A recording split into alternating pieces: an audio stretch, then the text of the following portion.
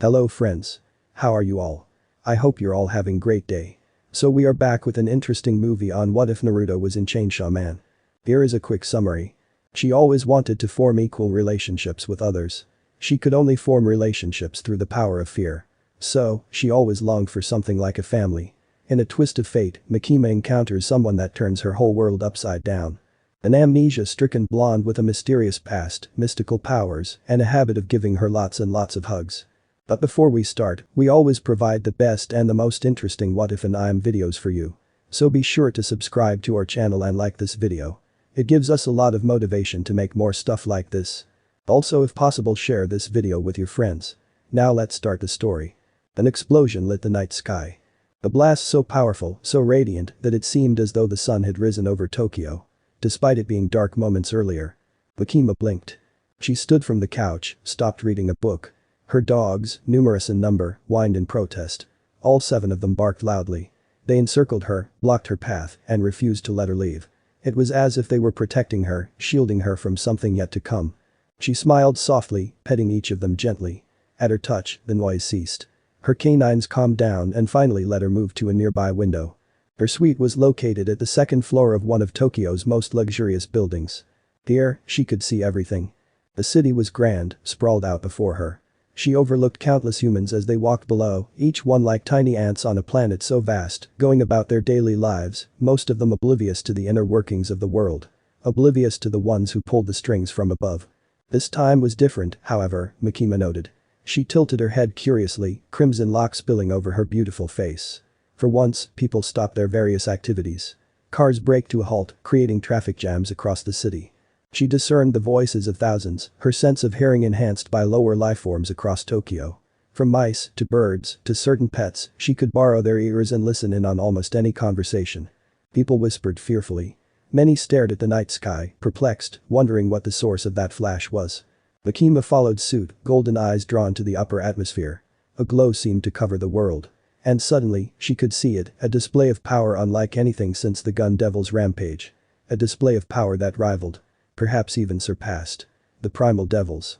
Seconds later, a shockwave shook Tokyo. No, shook Japan and its surrounding nations. Every window in the city either cracked or shattered. She didn't flinch as shards of glass flew her way. In fact, she didn't blink, even when they pierced her skin, drawing blood. She took the brunt of the blast wave, protecting her dogs from injury. In a blink, her wounds were gone, healed almost instantly. Then, nonchalantly, she put on a suit, tie, and black overcoat and leapt off the top floor of the building. She gently floated downward, defying gravity as she landed silently on a busy city street. Onlookers were shocked by her descent from above, but she ignored them. Her phone was already ringing, and dozens of messages were pouring in. Makima broke out into a sprint. She became a blur, invisible to the naked eye. Her coat billowed in the wind. She jumped, bounding into the air, landing on the roof of another building.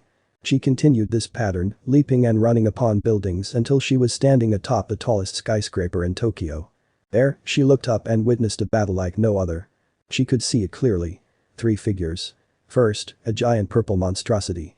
Second, an equally monstrous golden apparition. Which resembled a fox, equipped with 9 gorgeous flowing tails. What a sight it was. The last creature was more humanoid in appearance. It was a being with long white hair and pale skin and an eye on its forehead. Makima marveled. The battle raged, sending more shockwaves through the city. The clouds around Tokyo were darkening. Thunder crackled through the air. Lightning flashed brilliantly, racing across the night sky. Soon, rain began to fall. Fat drops of water. Each one seemed to glow as they descended, tinted orange by unfathomable amounts of energy. She was instantly drenched, water seeping into her suit, soaking every inch of her body. Yet she didn't move, didn't attempt to find shelter, didn't turn away from this battle, even when a stray bolt of lightning struck the roof of the building. Her eyes narrowed. She watched the clouds closely, noticed something odd. A sort of spatial distortion. It was almost as though the creatures fighting above were both physically present and not physically present at the same time. Like 2 separate worlds were colliding. Merging. Splitting. Attracting each other. Then repelling each other once again, akin to identical poles of a magnet. Their phones continued to buzz. The messages were ceaseless. So, finally, she answered one of the calls. It was the Prime Minister of Japan. As always, he sounded tense as he spoke to her, all too aware of the being he was interacting with. "Control devil," he began tersely. "Prime Minister," she greeted calmly, a smirk on her lips. We haven't spoken in quite some time. To what do I owe the honor? He ignored her question. I assume you're aware of the situation. She nodded, cool rain trailing down her hair. Indeed. Explain it to me, then. Just what are we witnessing in Tokyo? Makima hummed thoughtfully. How about this? First, tell me what you're seeing, Prime Minister. After all, I perceive things differently than your kind. So, my account might not be the same as yours. There was a sigh on the other end of the line. Fine. Let me take a closer look. There was shuffling in the background, whispering. His advisors, probably. They must have been seeing a live broadcast of the phenomenon. There's only a bright light. A ball of energy, glowing, floating above the city. So, he couldn't see the battle occurring in the stratosphere. Not surprising, really. Her senses were more highly attuned than most humans, to such a degree that they might as well be blind when compared to her. But the Prime Minister, unaware of what was truly happening, Makima decided to keep this little aspect of the event a secret. I see the same thing, Prime Minister, she lied, then continued to watch the clashing of otherworldly beings. Just a ball of light. She heard him sigh again. Then it's a natural phenomenon. Not related to a devil's ability. As far as I can tell, this is not the work of a devil, Makima replied. Many things happen in nature. Things we cannot explain. Our only option is to protect the people of Tokyo and worry about the rest later. Very well. Continue your duty. The Prime Minister's voice grew distant as he barked orders to his subordinates. Since this isn't a devil hunter issue, I'll be sending a battalion of Defense Force soldiers to Tokyo as a precautionary measure. A battalion, huh? He wasn't taking any chances. Makima shrugged. I will contact you if the situation changes. He ended the call. She shattered the burner phone to pieces, chucking it aside. Makima continued to look up, hands clasped behind her back in a dictatorial fashion. With each shockwave, she felt chills of excitement crawl up her spine. This power. This energy. It wasn't of their world. It was something else. Something different. Something indescribable. And she just had to have it. To control it. The rain fell harder now, yet she stayed in place. She received many more calls. This time, on her primary phone. The most pressing one came from the higher-ups. The leaders of public safety relayed instructions to her, as well as every devil hunter in the city. In short, they were to patrol the streets and keep an eye out for opportunistic devils, those that might use the fear and uncertainty of this event to wreak havoc. Makima frowned. She didn't want to stop watching just yet. The battle had grown fiercer. She could see a golden figure flying through the sky, engaging in close combat with a white-haired, horned assailant. She assumed he was male based on his physique. Launched several energy projectiles at his opponent. Another blast of air and energy shook Tokyo to its core. Paring her gaze away from the battle, Makima decided to get to work. She was a well-known devil hunter, after all. Thus, she had to keep up the appearance for now, lest she jeopardize her future plans. Shibuya, Tokyo. The Prime Minister had been right, in a way. Makima admitted this much. In truth, the phenomenon occurring in the skies of Tokyo wasn't caused by a devil. At least, not a devil she'd ever heard of. But it was, as predicted, causing a spike in devil activity throughout the city. Reports came flooding in after the initial explosion. Reports of supernatural creatures roaming the streets. Attacking civilians. Taking them hostage. Even devouring them. Devils walked about. Some seemed to have a dazed look in their eyes. Just staring. Staring up at the ball of light. Their rampage, though seemingly random, had a purpose. They were all headed to the center of Tokyo, headed to where that sphere of energy floated. Makima couldn't blame them. Even she felt drawn to the dazzling, warm, energetic phenomenon. She resisted this urge, however, focusing on killing devils that threatened the lives of those around her. This is fucking nuts, Tendo hissed from behind her. She was a tall woman, armed with a sleek black katana. She was pretty, too, Makima mused, looking at her for once. She didn't normally remember human faces. Only their scents. However, Tendo's features were unique enough for Makima to take notice. The scar across her cheek and nose added character to her face. She wore the standard public safety uniform, consisting of a black suit, white shirt, and black tie. Agreed, Kuris replied. He was a shorter man, holding a katana as well. His scar mirrored Tendo's, but it was on the left side of his face. Tendo and Kuris had traveled all the way from Kyoto to aid in their efforts. They were very close, these two. Their souls bonded together by tragedy, by the gun devil's rampage. Makima gazed at them fondly, as an owner gazed upon her pets. Humans never ceased to fascinate her. Their drive. Their willingness to fight that which was much greater than them. With a glance, she could tell that, truly, these two did not want to be public safety devil hunters. They did not wish to put their lives on the line on a daily basis. They would much rather be doing something else, pursuing other dreams.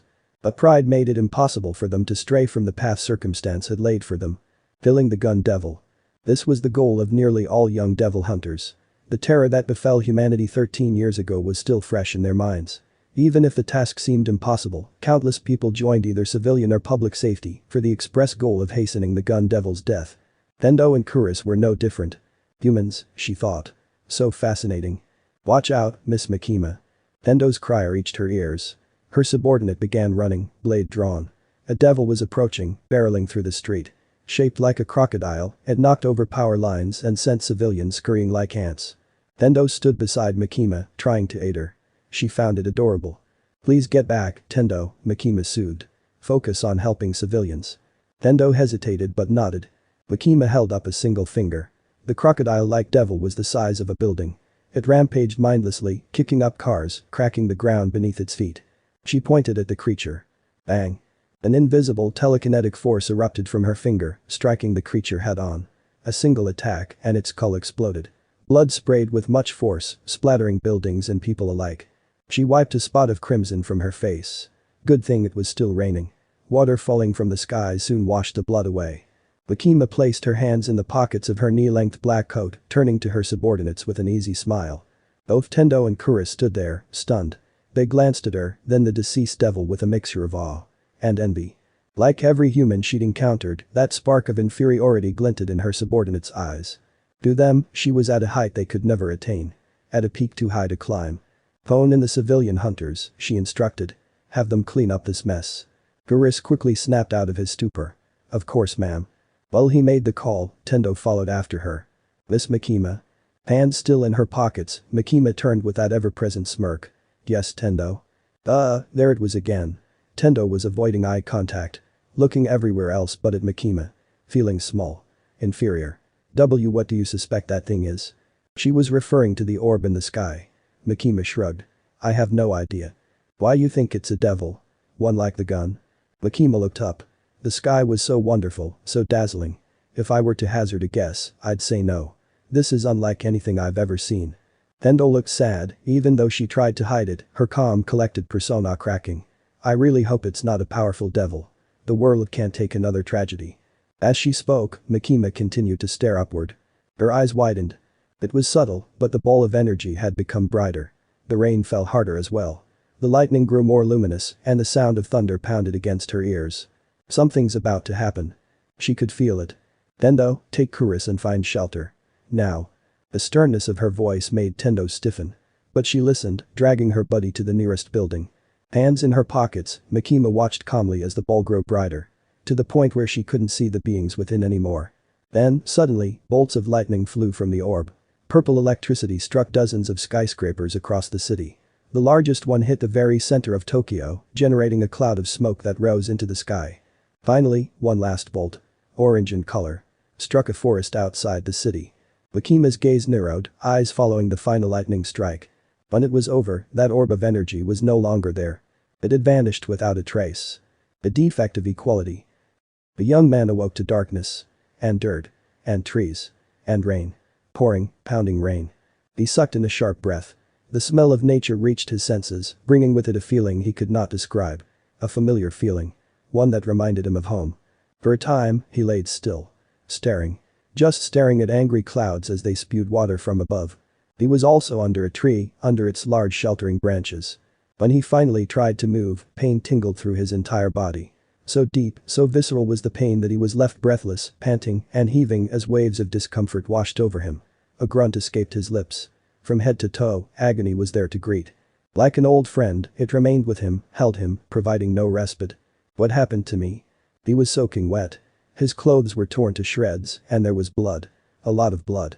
He craned his neck upward in an attempt to assess his physical state. Cuts and lacerations lined his body, etched deeply into his skin. Agony pulsed in his chest specifically. His skull pounded fiercely, and he could scarcely feel his left arm. Helpless, he remained motionless, wondering why everything felt so wrong. Not only was he in a strange place, covered with wounds, and alone, but he also couldn't remember. He couldn't remember anything. Not what he'd been doing before. Not where he was. He couldn't even remember who he was. It was a strange feeling. Not knowing anything. Not knowing yourself, even.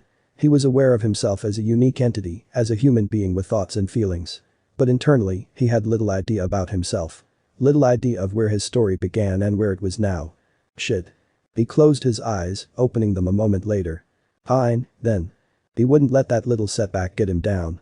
He'd start with something simple. Like a name. Now, what was his name? He racked his brain for ideas, drawing upon fractured memories that were barely within reach. Hey, Kagaya. No, that wasn't it. An S. No. An N. Yeah. That was it. After minutes of brainstorming, it came to him, suddenly and without warning. Naruto. He exclaimed, before wincing in pain. That was it. That was his name. He grinned. It just felt so right. He couldn't put his finger on how exactly he knew, but he did. Afterwards, the surname Uzumaki returned to him as well, and for the first time, he felt a burst of happiness swell in his chest. Great, Naruto whispered with relief. We're getting somewhere, at least. Now, he had to figure out where he was and what he was going to do about being out here, exposed to the elements. The sound of splashing puddles made him freeze. Then, a voice. Oh. Thank goodness, you're awake. It came from behind him. He arched a brow. It was soft, high-pitched, distinctly female. She was wearing a raincoat, holding a device in her hand. The woman was young, average height, sporting short bluish-black hair that fell just below her ears. Someone else was there, bringing up the rear. It was a male, young as well. He also had a raincoat and was huffing with exertion. Holy shit, you really did find someone, the male said, catching his breath. The woman shot him a look. Why would I be lying? He rubbed his dark hair sheepishly. Sorry. With all the rain and that strange light in the sky, I thought no one would be crazy enough to be out here practically naked. Well, we're crazy enough to be out here, she responded. The young woman knelt beside him, smiled gently. But we actually came prepared and we're filming our movie. Pretty good reason to be out here, her partner argued back. Then he frowned. He looks really hurt. The woman leaned close, shined a light in his face. Hi there. Are you okay? Naruto groaned, closing his eyes. I'm not sure. I think you were struck by lightning, she explained. Can you move? He tried to do so once more, finding that the pain was hardly any better. Barely. Don't try to get up, the young man soothed. He'd finally realized the gravity of the situation. I'm calling for help. This spot's supposed to be safe from devils. You're lucky you weren't injured outside of the area. We got lots of public safety officers here. Public safety? He echoed. After making a call, the man sat down beside him. He pulled out a waterproof tarp from the lady's bag, draped it over Naruto's body, then inspected him as well. You sure he was struck by lightning, Eerie? Asked the young man, eyes wide. Looks more like he was mauled by a bear. There's a lot of blood. I'm not sure. I saw the lightning strike. It was large, golden. Very loud.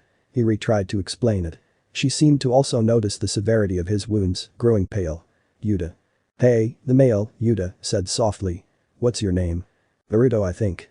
Why were they looking at him like he was going to die? Yuta moved closer. Naruto, huh? Wait, you think? Yeah, he answered. I'm having trouble remembering certain things. Yuta nodded, then placed a cloth on Naruto's chest, adding pressure to a nasty wound that would not stop bleeding. Eerie rubbed his bloodied hair and tried to call for help on her device once more. Do you have any family? She inquired gently. She held his hand. Anyone we can reach out to? Again, that look in their eyes. Afraid. Uncertain. Acting like he wouldn't make it. Like hell he wouldn't. Not after just waking up and certainly not before he discovered who he was. Who he used to be. A burst of warmth flooded his body, responding to his emotional state.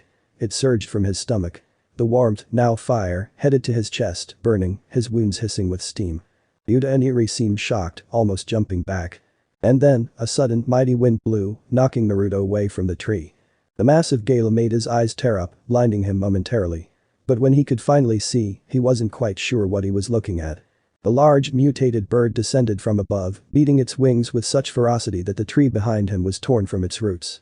The lumbering trunk was ripped from the ground, where it collapsed with a heavy thud. Shit. A devil, Yuta yelled, stumbling toward Eerie. He tried to pick her from the muddy ground, but another burst of wind threw both of them off their feet. The being in question, a devil, they'd called it, landed, splashing water and dirt into the air. Naruto stared, blinking. What the hell was this thing?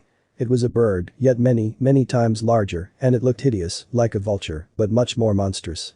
It didn't hesitate, lunging at Yuta and Eerie with horrible talons. They acted quickly, ducked as it sailed overhead, as it rammed into a dozen trees, knocking them down in the process. The black-feathered vulture screeched. It had been too eager, too careless, and gotten its beak lodged in the mud. "Come back here, humans." The creature bellowed, freeing itself from the ground. "It talks." Naruto wouldn't say he was surprised, though. Seeing as he had no frame of reference for what was normal, he took things in stride. No matter how bizarre. Yuta and Eri looked as though they wanted to leave, wanted to escape this nightmare that had befallen them. But they paused. They turned to him. We can't just leave," Eri exclaimed fearfully. "Naruto still needs our help." Yuta shut his eyes tightly. "Damn it." He looked around, scared out of his mind. "Go ahead. I'll carry him." Naruto was stunned. He gazed at them, studying their faces with amazement. Didn't they expect him to eventually die from his injuries? Yet, here they were, still willing to help, putting their lives at risk for the sake of a stranger. Their kindness touched his heart. It left a profound impact on him in that moment. Instead of escaping, Eri helped Yuta hoist Naruto onto his back. "I told you to run," he hissed, glaring. Eri glared right back. "I'm not leaving you behind." The ground shuddered as the vulture came barreling toward them. They ran like hell. As fast as they could. Rain pelted Naruto's face, soaking him to the bone. Lightning flashed across the night sky, striking trees, even starting a small fire, which was promptly extinguished. Yuta panted. Eri stayed by his side. Their display of courage, their perseverance in such a situation, triggered memories. Images of a past he no longer remembered. He saw many things. Many strange, confusing things. He glimpsed a war. Mirrors of eyes. Death. Destruction. Faces he could not recall. The spear of bone ripping through his chest. Naruto gasped, choking on blood. His wound hurt terribly. His chest burned, and he screamed. Cried to the heavens. The steam returned, rising from a hole near his sternum. Eri turned, worry coloring her face. The vulture was upon them, beating massive wings. The gust of air nearly knocked the duo off their feet. Feathers flew from the creature like bullets. They moved fast, dozens of them, destroying trees in the distance. One feather struck Yuta in the leg, tore a piece of flesh from his calf. He cried out, collapsing in the mud. Naruto was flung from his back, sliding against dirt and water. Eri fell as well, arm bleeding profusely. The vulture came to a halt, chuckling. "Food, food, food, food." It screeched, drool spilling from its beak. Eri crawled to Yuta, who was panting, trying to get up. He looked at her. She looked at him. Time slowed to a crawl. They hugged, held each other in that moment. Held each other amid pouring rain. Amid flashing lightning and howling winds and certain death, and Naruto thought that this was the most beautiful thing he'd ever seen. He gritted his teeth, fists balling in the mud. He fought against the agony, eyes narrowed with rage. There was no way in hell he'd let these two die, especially after risking their lives for him. A complete stranger. Fuck no. The devil sprang forward, jaws agape, revealing 2 rows of razor-sharp teeth. The familiar power surged in Naruto, flowing from his stomach, empowering every cell in his body. Blood splashed loudly. He blurred forward, punched the ugly piece of shit's jaw, broke its beak, and sent it crashing through a nearby tree. Panting, he held onto his chest.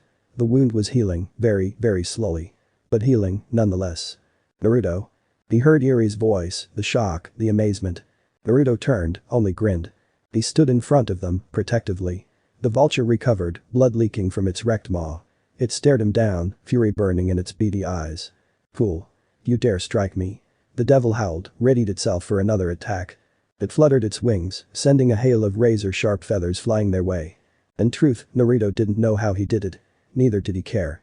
The action was almost like a reflex to him, practiced for years. Years that he no longer remembered. The moment the creature's attack came, he raised both hands, felt that same surge of energy arising from his stomach. The wall of dense, spinning water rose to meet the feathers, supplied by pouring rain. It was almost instant, stopping the projectiles from reaching, halting them in their tracks. The water wall then collapsed, splashing him, splashing Eri and Yuta. Despite the situation, Naruto chuckled with glee. He could control water. Actual, fucking water. The high of the moment gave him confidence. On reflex, he reached into the holster of his pants, grabbed a knife. A kunai. And broke into a sprint. A dim glow surrounded the blade. Adrenaline masked the pain. He leapt up, high above the devil, skewering its eye as he landed. It screamed in agony, trying to shake Naruto off, to no avail. He stabbed its other eye and blinded it. The creature rammed into trees, broke branches in an attempt to toss him asunder. Naruto held fast. He stabbed and stabbed and stabbed, piercing deep into the devil's thick hide. In one swift motion, he sliced its neck in a long arch, effectively slitting its throat. The vulture gurgled and slammed into more trees.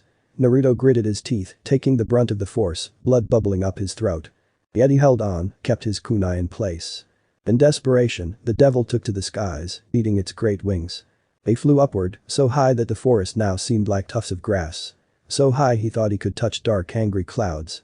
Though in pain, Naruto marveled at a city in the distance. It was massive, full of towering buildings and bright twinkling lights.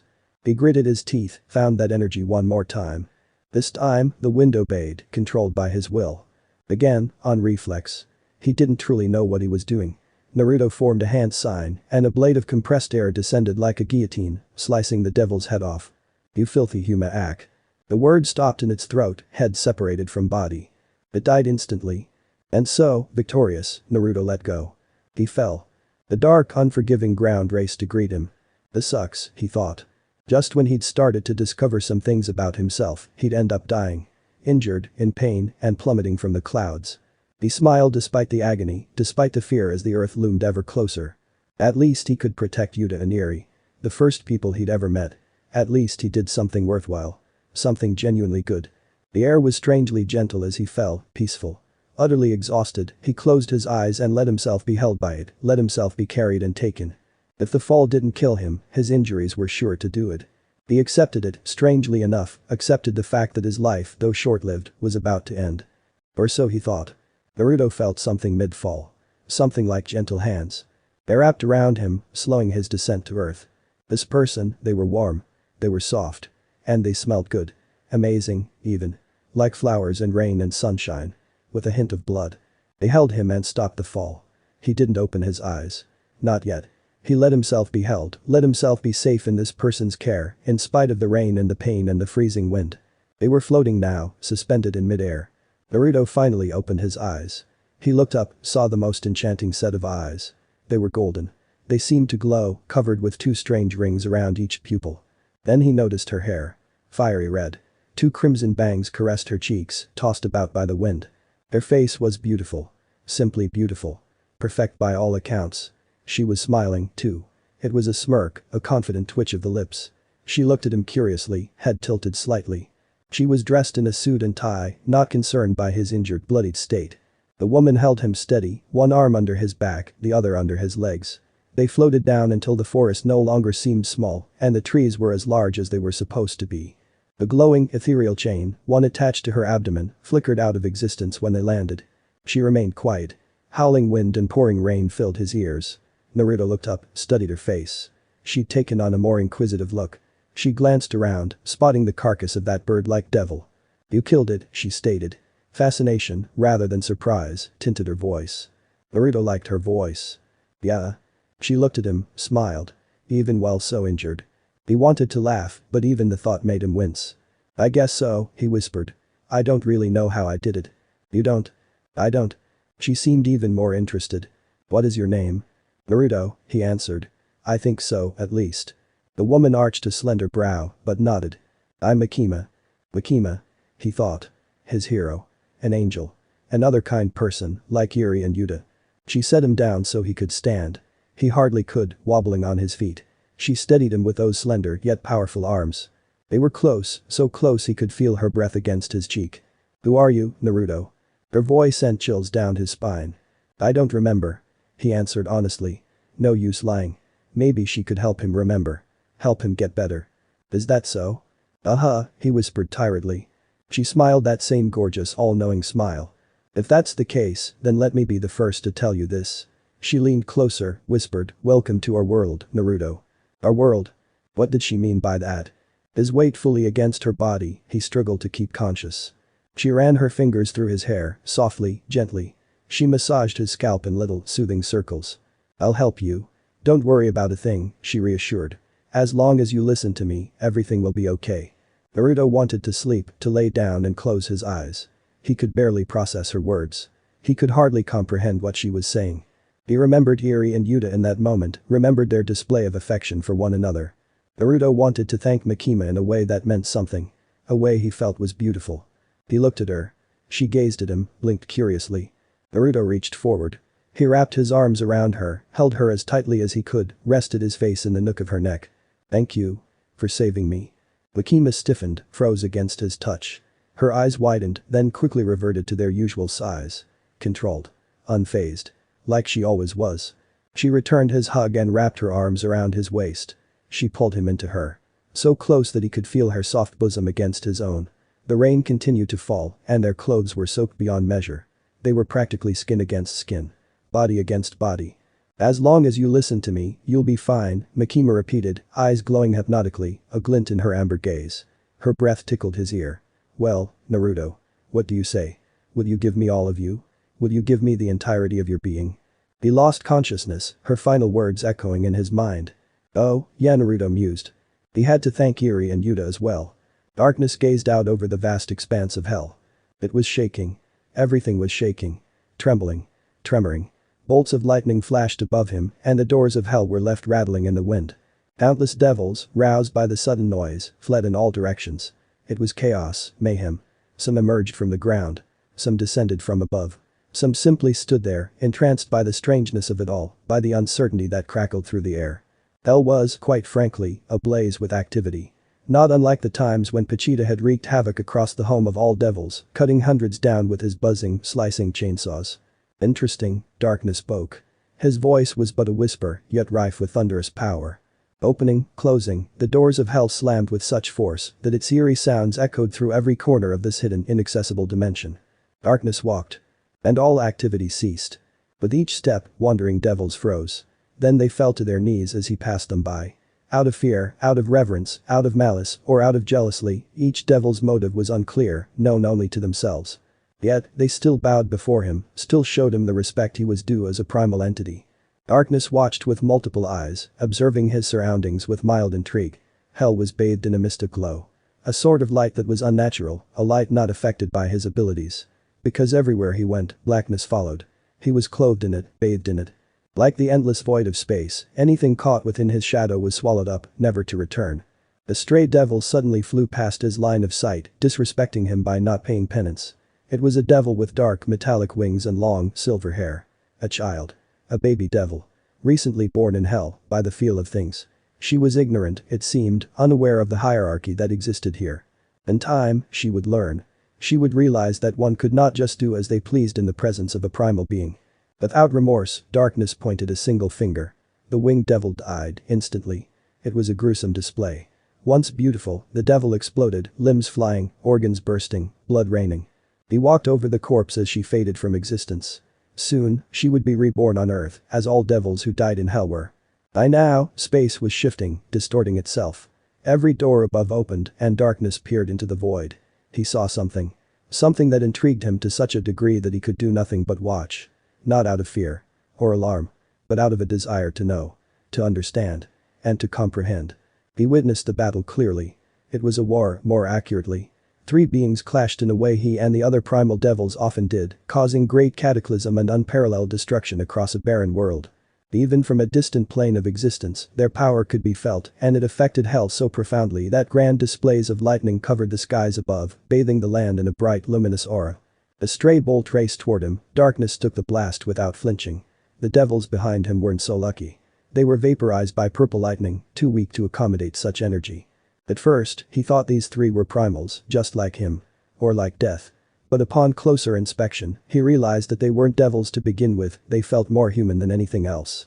"Fascinating," he repeated, gaze locking on a golden figure specifically. As he fell from the sky and to the earth in a spectacular bolt of lightning. Oh, how the universe, how existence, never ceased to satiate his boundless curiosity. Spring, 1997. The afternoon sun burned from above, bathing the city in a glinting, soporific glow, a dreamlike radiance that dulled the senses and eased the mind. Despite the time of day. When activity was normally at its peak. Few people traversed the winding streets. Due to government orders, most were in their homes, either with their families or friends, ordered to take refuge in case of another sudden swarm of dangerous devils. Only those with special permission, such as healthcare workers or public safety devil hunters, were permitted to come and go as they saw fit. In contrast, however, numerous Defense Force soldiers patrolled the streets. Armed to the teeth and given jurisdiction by the Prime Minister himself, they aided public safety and local police in keeping the peace, as well as watching out for any stray devils roaming hidden corners. Abandoned buildings, or empty alleys. All things considered, Tokyo wasn't as damaged as initially believed. After the events of 3 days ago, the destruction had mostly been relegated to cracked or shattered windows and broken concrete in the city streets. Makima was impressed. Things seemed far worse in the moment. She surveyed the damage with keen eyes. Inside a car, she leaned back in the passenger's seat. The window was down, and the cool air of spring fluttered through her red hair. It had been quiet since then, but she'd hardly had a chance to breathe. Meeting after meeting. Phone call after phone call. This had been her life for the past 72 hours. She stretched her arms, taking a sip of steaming coffee. "We'll be arriving shortly," Miss Makima Tendo announced. The tall woman was driving. She glanced at Makima from the rearview mirror. "Thank you, Tendo." She smiled. "I don't really enjoy talking to the higher-ups, so I need to ready myself for their questions. Who knows what those old men are going to ask me." Tendo glanced away when Makima caught her gaze. Her grip around the steering wheel tightened. I'm sure you'll do fine, ma'am," Tendo said softly, albeit stiffly. "Can't be any harder than taking down devils with a single attack." Her form of a compliment.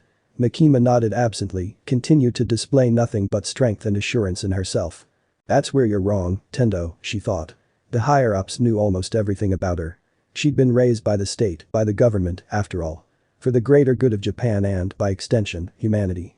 If she tried to lie, they might see right through it. She could always control them, could always speak the words and force them to be subservient to her, but she wasn't aware of the devils they were contracted with. For all Makima knew, they could be connected to beings like pain, or darkness, or death. Devils even she couldn't manipulate, devils that were stronger than her. If she used her power on the higher-ups, things could backfire, resulting in her plans being jeopardized and suspicion being placed on her. For all her strength, she was not omnipotent. She had to be stern, crafty. She had to weave the best answers to their questions to ensure her grip over the future did not slip away.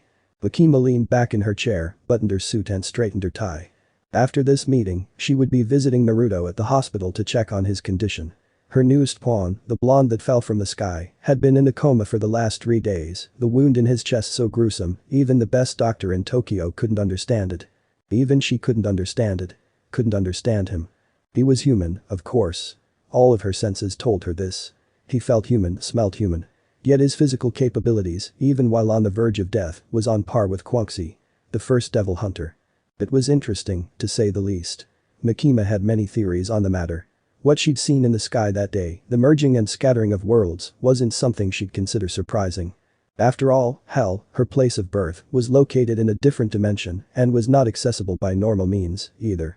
Logically speaking, if such a place as hell existed separately from the physical world, then other places, some like Earth, others different, could also exist as well. The possibilities were endless, and she, being a highly curious devil, wished to explore this new reality. Unbidden, the memory of their first encounter returned. His scent still lingered in her mind. It was unique, an otherworldly scent. There had also been something else, a sort of aura that surrounded him, emanating from the depths of his being. She shivered at the thought, an involuntary chill crawling down her spine. The memory of his arms around her suddenly blazed to life. His arms around her neck. His body against hers. His breath against her ear as he thanked her. Why had that felt so pleasant? Now that Makima thought about it, had she ever been hugged before?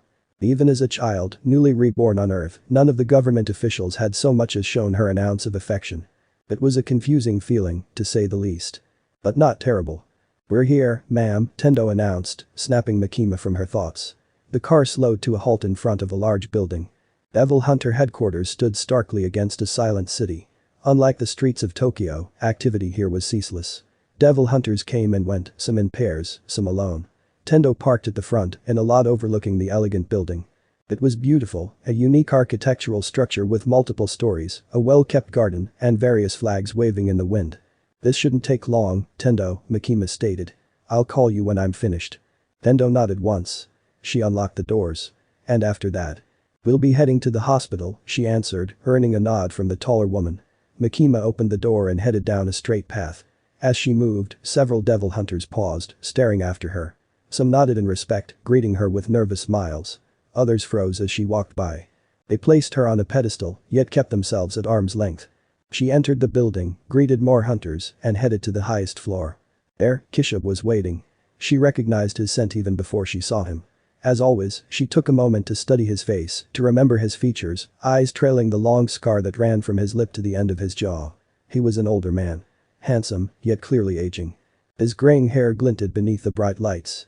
His angular face, peppered with stubble, seemed weary with fatigue. "You're here," Makima stated, unsurprised. Kishub shrugged. Whenever there's something to clean up, you bet I'll be here. He crossed his arms. I'm assuming they called you in. She nodded once. Her eyes focused on the great double doors. Behind, 5 men waited for her to enter. What did they ask about? Bishop rubbed the stiffness from his neck. Oh, the usual questions whenever shit hits the fan. Nothing notable. He was lying. Makima could see it clearly. She looked into his eyes, tried to understand his angle. Bishop didn't trust her. He never had. It was plain as day on his face. No matter. He was just another pawn in her game. Another piece to be moved around until she deemed him unfit to continue playing on the board. She tilted her head. Then I have nothing to worry about. He chuckled. You? Worried. I didn't know you could feel an emotion so trivial. Her eyes narrowed, yet she smiled. Even the strong feel fear, Kishab, she said cryptically. I hear your old partner has been making moves in China. Quite a bit of eyes are on her again. Perhaps I should place my attention on her as well. After all, she is a threat to national security. Bishop remained silent, trying to act unfazed. Yet that spark of emotion, invisible to most, was clear as day to her. Why would I care about what Guangxi's doing? I haven't seen her in years. He waved her off nonchalantly, beginning to walk away. If anything, I'd be more concerned with what happened 3 days ago. Indeed, Makima said, asking, any ideas as to what that was? Bishop paused. I don't. She watched him leave, smirking. Just another pawn, Makima thought. She opened the doors. Makima stood before them. All 5 of them. They were older men, dressed in fine suits. Seated at a long table, they scrutinized her with unflinching gazes. Behind them, many great windows rose, letting in rays of light so bright, it seemed to make them glow. She clasped her hands behind her back. Confidently, she met their eyes. She was used to this. Used to being watched, questioned, tested. She abided the chain of command. She feared no one, yet respected the wishes of the higher-ups. At least for now. Until she was done playing this role. An older man with gray hair and glasses looked up from a stack of papers. It seems that Japan wasn't the only nation involved in this latest incident, he drawled. Every country, from China to India to the United States, reports similar occurrences. He read through the paper once more. Darkening skies. Flashes of lightning. Shockwaves and shattered windows. Few causalities, though, surprisingly. Another man, dark-haired and gentle, leaned forward. There's also the sudden uptick of devil activity in response to this incident. The surge, as we're calling it, occurred just moments after that flash appeared in the sky. Numerous devils of a weaker to middle-strength caliber made themselves visible, acting atypically. He pinned her with a soft gaze. You were one of the first on the scene during the incident, Makima. Was there anything worth noting? Anything you saw? Feet apart, hands clasped behind her, she considered their words. No, she answered in a measured tone. The phenomenon occurred while I was home. I simply did what any other devil hunter would do and decided to investigate the situation. All the eyewitness accounts and videos are consistent with my own. I saw nothing but a flash, a ball of light in the sky. The man with glasses placed the papers down. Even your keen eyes didn't see anything, huh, he replied, sighing. Our world grows more uncertain by the day, it seems. The gun devil plunged us into an era of fear and chaos, another higher-up said. This event is quite reminiscent of that day. I predict that the fear of devils will only continue to rise, creating even stronger entities in the future. And we will face such entities head-on, Makima said calmly, confidently. Don't forget that I am here. That devil hunters are here to protect Japan. The man with dark hair laughed softly. Of course, he said wistfully. For a moment, he looked at her strangely. Almost regretfully. His eyes glinted with emotion. Why was he looking at her like that? Nevertheless, he continued. We mustn't let our enemies use this as an opportunity to threaten our security. Japan was hit the hardest, and the Soviets are always in the mood for provoking us. Then we must project an air of strength, Makima suggested. She swept her gaze past all 5 men. Have you given thought to the idea I proposed? A special division composed of devils and fiends. Yes, we've considered it, said the white-haired man. We wanted to give it more thought. However, due to recent events, I believe putting more devils and fiends in our arsenal might be what the future is pointing to. After all, there's been rumors circulating about the Soviets drafting devils into their armies. So, we're at an understanding? She inquired. Yes, the gentle-voiced man said. We'll begin the process in several weeks. You're already acquainted with the subjects, so I'm sure they will listen to your commands. She nodded. Of course. And if they do not comply, I will kill them myself. No need to worry. Good, very good, the white-haired man said. He glanced at his paper once more. Another thing, Makima. I see that a notable amount of our funds has gone to a Kubadera hospital. Says here that a young man is being treated for severe injuries after, as eyewitnesses put it, killing a strong devil with his bare hands just outside the city. Care to explain? Makima smiled. It's as you read it. I found someone promising. Someone I'm sure will aid humanity in their fight against the devils. Is that so? Asked the man. Another dog for the machine. Her eyes glinted. More like a puppy. An innocent puppy. Just waiting to be molded, to be turned into a weapon of mass destruction. Her weapon of mass destruction. Well, I trust your judgment on the matter, the soft-spoken man said. You're dismissed, Makima. She nodded once, turning to leave. The Kubadera hospital. The spider lowered itself from above, suspended by a single thin web. So small, yet so powerful, this creature had inspired fear in humans for thousands of years, bringing about her existence. Prinz reached out a hand and let the spider land on her finger. The arachnid, feeling a sense of safety in her grasp, crawled along her skin without a second thought or an instinctual urge to scamper away. She smiled, the tiniest twitch of her lips. A smile so small it didn't seem like one, for her features were forever frozen in an expression of nonchalance. The zipper-like attribute that descended the middle of her face only added to this aloofness, providing her with an odd, slightly unnerving visage. In a rare moment of contemplation, Prinz wondered what made humans fear spiders so much. Was it the legs? The fangs? The venom? Truly, few of them were actually venomous. Thousands of species across the globe, but most were harmless. Yet, the anxiety centered around spiders was the sole reason she was alive. She was the spider devil, given life by humanity's collective fear of these peculiar arachnids. It made little sense to her, but she didn't dwell on such thoughts, choosing instead to see the world as it was. In black and white. Prinz was a simple devil. She didn't need much. Didn't want much. Didn't even speak much. Truth be told, she didn't really know what she wanted. But here she was, watching over Makima's newest pawn. The young man was asleep. In a coma, more precisely. Gone were his old clothes. They were replaced by a hospital gown. His blonde hair was bright and beautiful. His face was strong and handsome, marked by strange whiskers along his cheeks. His expression was peaceful, a direct contrast to the horrible wound that defined his chest. It was bad. Though now covered with bandages, the hole was deep, so deep, in fact, that Prinz had wondered how he was still alive. He was human. But his resilience was like that of a devil. Black, horrible veins and arteries spread out from the bandaged wound, clustering around the hole in his chest. The veins pulsed heavily, almost as if wanting to spread and destroy the rest of his body at a cellular level. But the young man was strong. He fought back against the corruption. Somehow, he kept the black veins from spreading any further. Every ounce of energy he possessed was focused on healing that peculiar injury. She could feel it. That energy. There was a warmth in the air.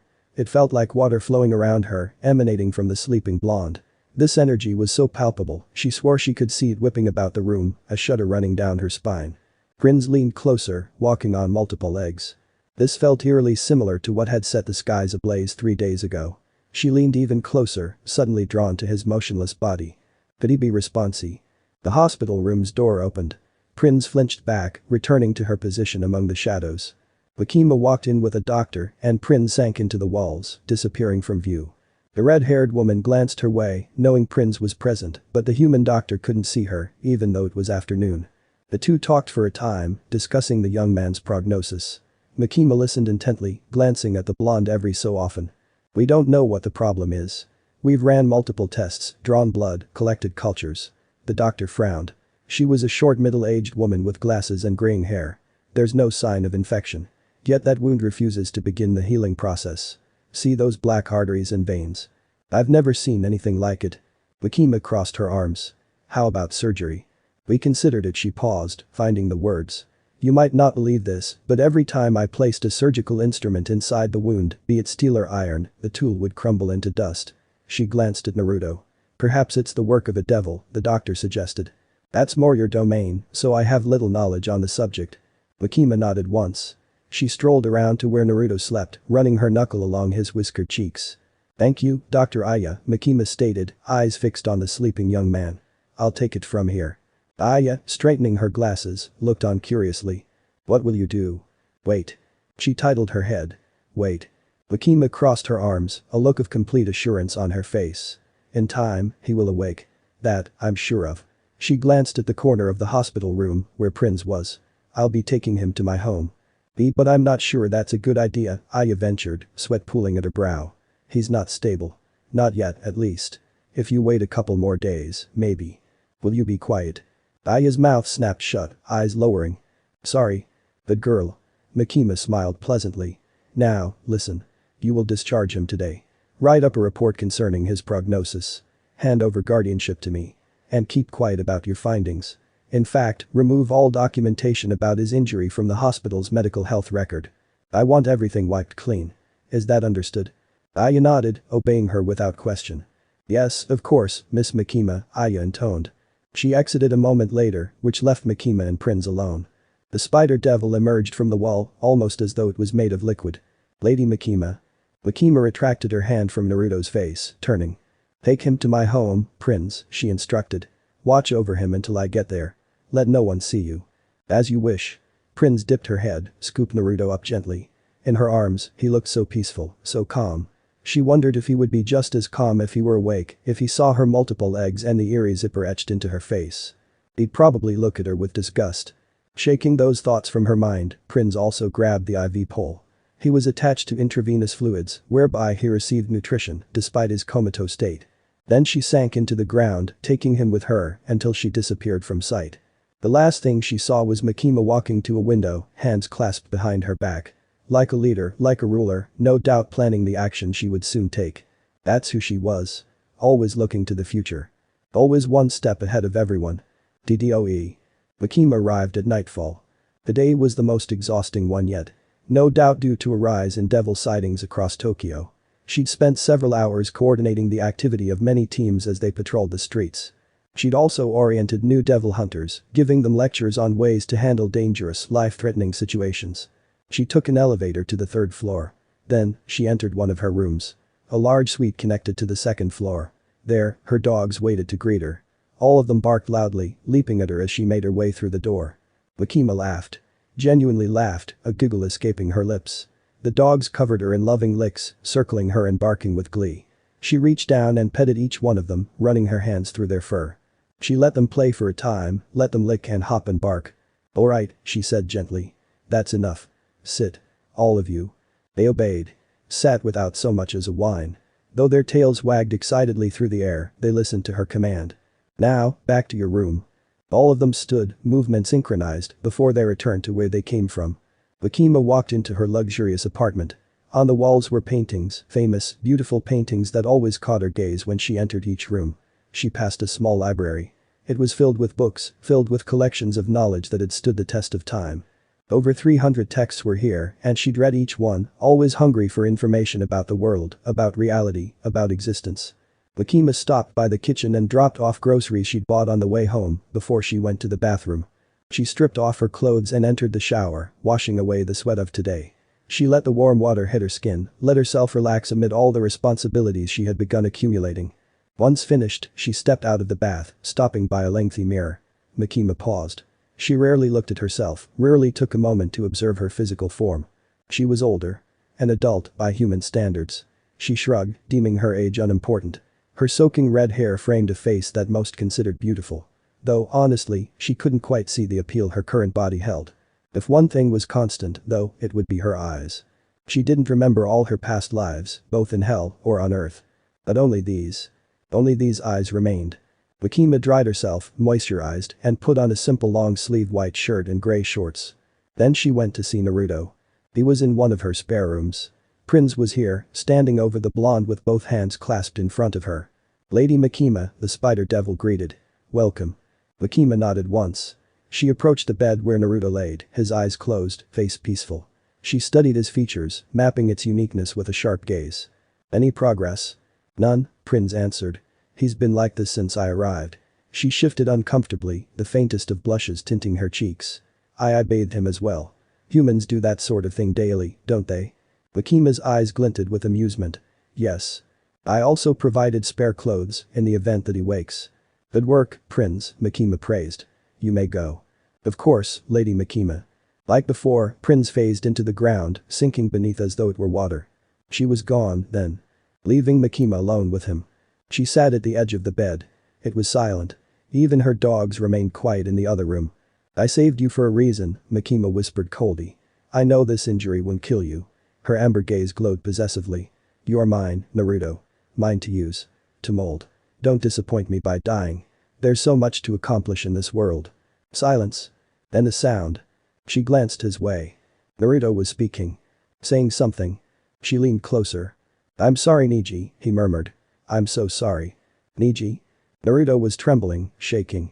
His features contorted into a pained expression. He flinched in his comatose state, caught within a nightmare. Or was it a memory? Makima reached out to hold him steady, to stop his trashing. His wound was bandaged, but the black veins still spread across his chest. What kind of injury was this? He was responding to her touch, though. His shuddering slowed, his breathing becoming more even. But it wasn't enough. There was a sudden bout of convulsions, his teeth gritted as pain racked his body. Without hesitation, Makima joined him in bed. It wasn't planned or thought out. Just what she thought was necessary to secure him for her future plans. Like yesterday, she wrapped her arms around him as they laid on the mattress. She held him tightly and weathered the storm, his body warm against hers, his breath soft against her neck. In time, Naruto's breathing slowed. He stopped shaking. And somehow, someway, recognizing the presence of another person, his arms snaked around her as well, around her hips. In his comatose state, his subconscious needs rose to the surface. His need for closeness, for safety. Their legs were a tangled mess in the sheets. His head came to rest just above her bosom, golden locks tickling her chin. There it was again. That sensation. That strange feeling in her chest. Makima stayed there, mentally distant, yet intrigued. Being held. Why did this feel so pleasant? Clinically, experimentally, she chose not move. She chose not to back away from the strange feeling in her chest. Makima held him, and he held her. And they stayed like this for hours. In the end, he didn't make a sound for the rest of the night. She fell asleep, too. Much quicker than she ever thought possible. The defect of equality. There were many faces here. Dozens of them. A young woman with glistening pink hair. An older man with silver white hair. A young man with dark hair and equally dark eyes, always frowning and brooding to himself. These were just a few of them. They plagued his dreams without end, scenes of their haggard, battle-worn features playing over and over and over again. There was also a village, a host of buildings, and a monument to 5 individuals carved into stone. It was beautiful. The images came and went. Each one was more confusing than the last. There was a giant fox with 9 tails, its powerful appendages whipping about in a frenzy, kicking up dust and debris, changing the very landscape with a single mighty roar. What? Or better yet, who was this creature? He didn't know. He couldn't remember. Though, familiarity still burned in his mind like the hottest flame. That was the worst part, really. Not knowing. Not being able to fit all the pieces of the messy, scattered puzzle that was his mind. There was also pain here. Real, tangible, physical pain. He could feel his body, he could feel the agony all around him, centered in his chest. It felt like days had passed, days of pure pain and sorrow. Until, suddenly, he hurt no longer. That pain in chest was burned away, vaporized by the energy bubbling in his stomach. Finally, relief. Naruto woke slowly, eyes fluttering open to something bright and powerful. The sun. It shined from a grand window, piercing his retinas without mercy. He blinked away the sudden light, and just like that time in the rain, he remained still, taking in the sensation of life. Unlike before, however, he wasn't in pain, nor was he soaked to the bone. He was dry and warm and comfortable. He was on a bed, too. It was nice. It felt nice. He didn't want to do anything but lay here in the silence, listening to the soft breathing of the person in his arms. Makima. He noticed her the moment he opened his eyes, or perhaps even earlier, in his dreams, where the touch of another person had calmed the raging storm that was his mind. After a moment, he glanced down. She was still sleeping.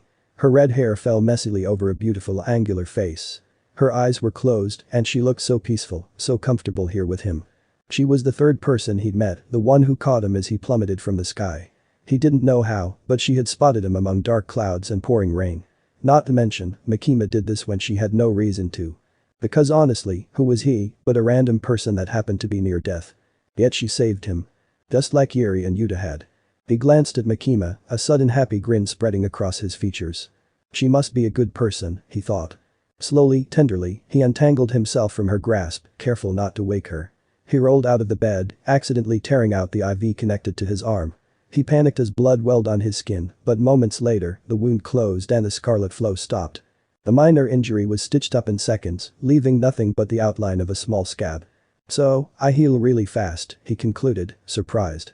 Seeing no harm done, Naruto explored the room. It was relatively empty, devoid of decorations or personal artifacts. Must be a place Makima rarely uses, he thought. Next, he stumbled into another room, one with a toilet, sink, and large bathtub. Instinctively, Naruto knew what these devices were. In the back of his mind, he understood that he ought to brush and shower. So, he did, cleaning his teeth and body by muscle memory alone. The shower had been tricky at first, what with all the knobs and pulleys, but he eventually got it to work, enjoying the warm water as it cascaded over his naked flesh. Once finished, he grabbed a towel and gazed at himself in the mirror. Tanned skin and spiky blonde hair greeted him. He leaned closer, memorizing the subtleties of his face with intrigue. His eyes were a deep blue. His cheeks were etched with strange whiskers, 3 on either side. He reached up to feel them, running fingers along the slight indentations each mark made in his flesh. Naruto looked at the rest of his body, brows rising, surprised. He was quite fit, quite athletic. Bumps and curves of hard muscle lined his physique, earned only through years of training. Years he could no longer remember. The last thing he observed was the injury that defined his chest. Carefully, he peeled off the wet bandages wrapped around his torso. Naruto grimaced. While all the gashes and bruises were gone, the wound on his chest was now a scar. What happened to me? Thankfully, the wound was closed. It didn't hurt as badly anymore, either. Only a subtle throb pulsed up his neck. They were faint, but black blood vessels ran from his injury to his collarbone, up his throat, and to parts of his face and skull. Was this the reason he couldn't remember? Had these black poison-filled veins reached so far into him that they damaged his brain? Naruto didn't know. And by the looks of things, even those veins were starting to fade, healing. But the damage had already been done. A sudden throb of pain lanced through his skull. Naruto flinched, closing one eye as the image of a white-haired woman blurred to life. She had horns and a crimson eyeball on her forehead. Boo. She shot something from her hand, a spear of bone that sailed through the air, headed for a young man with black hair. The vision faded, reality bleeding back together again. Naruto panted, eyes wide, chest aching. He shook his head. He didn't want to think about such things right now. It was too much, too traumatizing. So, he put that image out of his mind, dried himself with a towel, and looked through a closet in the bathroom. Surprisingly, he found something to wear, something that suited him well enough. Black form-fitting pants and a royal blue shirt. He put them on and made his way back to the room. Good morning. Her smooth, gentle voice reached his ears. Makima was awake, seated at the edge of the bed with a single leg crossed. She smiled, amber eyes locking with his own. Lost in those mysterious orbs of hers, it took a moment for him to process her words. He rubbed his hair sheepishly, he returned her smile, shyly at first. Hi Makima. Come. Sit. She patted a spot next to her. He hesitated. It's okay. Come on, Naruto. You can trust me, remember? Finally, he moved and sat beside her, body sinking into the soft mattress. He remained silent for a time, staring ahead. He didn't know what to say, didn't know what to think. The world felt so alien to him, yet so familiar at the same time. It was strange. For instance, Naruto knew he was male and that Makima was female. He knew what the sun was, what clouds were, what rain was. He knew how to shower and wear his clothes. He knew they were in a building. That they were on a bed. Naruto understood these basic intrinsic things. But he couldn't comprehend the past, his past. He didn't know where his story started and where it was now or how he came to be in a forest, injured and dying in the pouring rain. You really, truly don't remember who you are, do you? Makima finally spoke. She glanced his way. Her eyes seemed to peer into his soul. I don't. He frowned, still frustrated by the reality of it all. I'm sorry. This must be hard, she said tenderly. No one deserves to go through something like this. Naruto looked to her. Then, you believe me? Yes. Why? He questioned skeptically.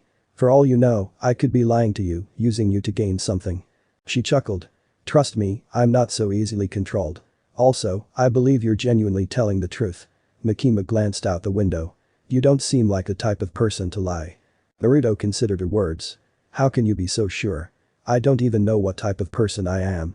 Of course you do, Makima whispered soothingly. Amnesia is a tricky thing, Naruto.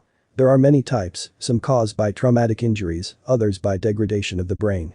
I'm not sure what is causing your particular situation, but I do know that your personality, who you are, survived whatever trauma you experienced.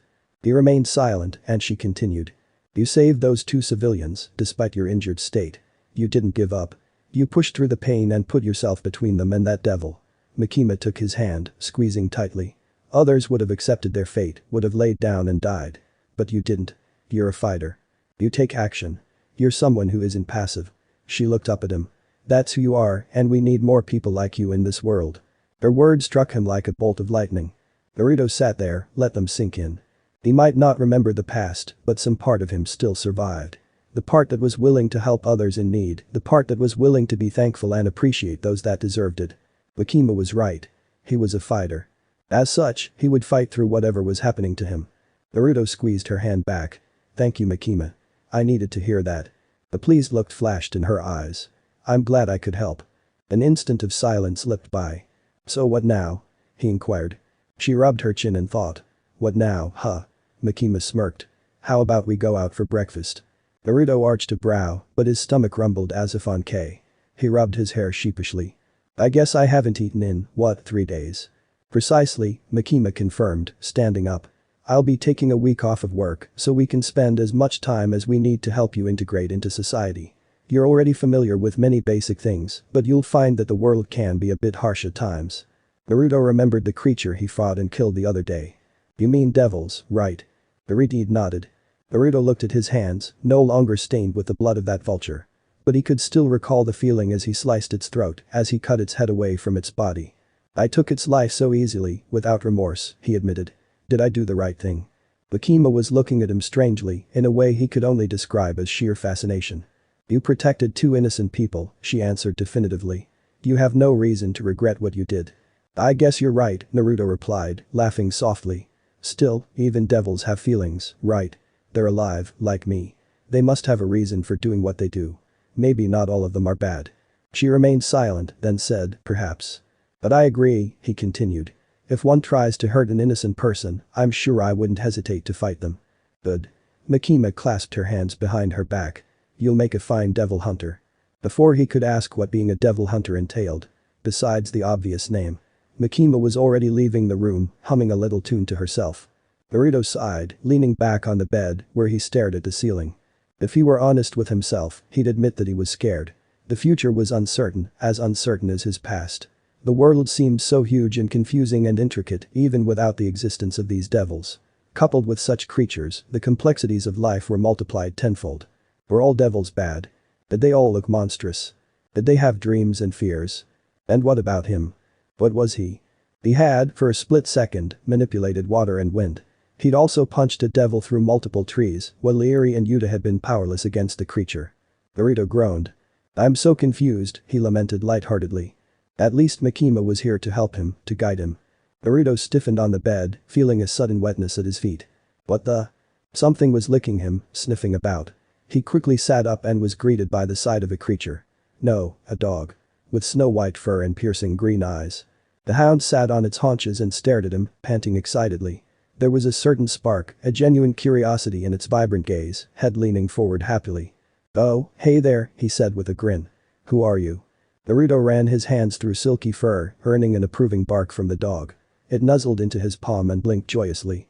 Then the canine leapt forward and landed on his chest, licking him without respite. And Naruto laughed, just laughed, unwilling to push his new canine friend away as he was covered in happy innocent licks. Side by side, they walked down a street in Shibuya. It wasn't too busy, and a moderate number of pedestrians moved along the sidewalks. Naruto's eyes were wide. There were so many different types of people.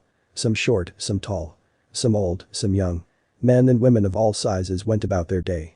Cars and motorcycles darted by, and the world was filled with a kind of noise he could not describe. The sound wasn't unpleasant. Quite the opposite, actually. He found it soothing, the definition of unyielding human activity. The buildings were very tall, too. Very sturdy and well designed. Naruto couldn't help but look at each of them, especially the ones that towered into the morning sky, reaching so far they seemed to touch the shining sun. The ban on travel was lifted yesterday and the curfew rescinded, Makima noted. She was beside him. Her hair was done in a single braided ponytail, with red bangs framing either side of her face. She was dressed as casually as he was, outfit consisting of an olive blouse and form-fitting blue jeans. She had a small leather purse strewn around her shoulder as they walked. So, there's a lot more people out. A lot more than I thought there'd be. He nodded as she spoke. Makima also explained to him who the soldiers with guns were, stating that they were Defense Force soldiers sent by the Prime Minister to keep the peace. But now that the situation surrounding 3 days ago was better, most of them were leaving the city. And those are devil hunters, Makima pointed out. We typically work in uniform, so most of the time, you'll see us wearing a suit and tie. Many of them worked in pairs, in a buddy system of sorts. Naruto watched them, wondering if they had any special abilities. Like him. Or like Makima. From the moment they met, he knew she was different. After all, she'd been floating, flying, when she saved him. A golden, glowing chain had also protruded from her stomach as well, disappearing only after she'd landed. Makima took him to a little restaurant with outdoor seating. It was a nice place, filled with chatting people and the smell of delicious food. "What would you like to eat?" she asked, tilting her head slightly. He looked over the menu, humming thoughtfully. "And don't worry. I'll cover the cost of anything you eat," Makima added kindly. He thanked her, eyes scanning the menu until it landed on something he instantly recognized. Just seeing the words brought about a rush of smells, tastes, and wonderful feelings that left him bittersweet. "Ramen," he blurted out, louder than he should have. "I'll have the miso ramen, extra pork." "Very well." Makima helped order their meals, and for some reason, she chose the same thing he was having. They ate together outside, just enjoying the gentle wind as it blew through the city. Naruto finished first, slurping up his noodles with such enthusiasm that it seemed as though he'd inhale the bowl too. Makima ate slower, savoring the food with a thoughtful expression. "I can't say I've had this flavor before," she commented. "It's not bad." In the end, she ordered 2 more bowls for him and paid without question. Naruto made a mental note to do the same for her one day.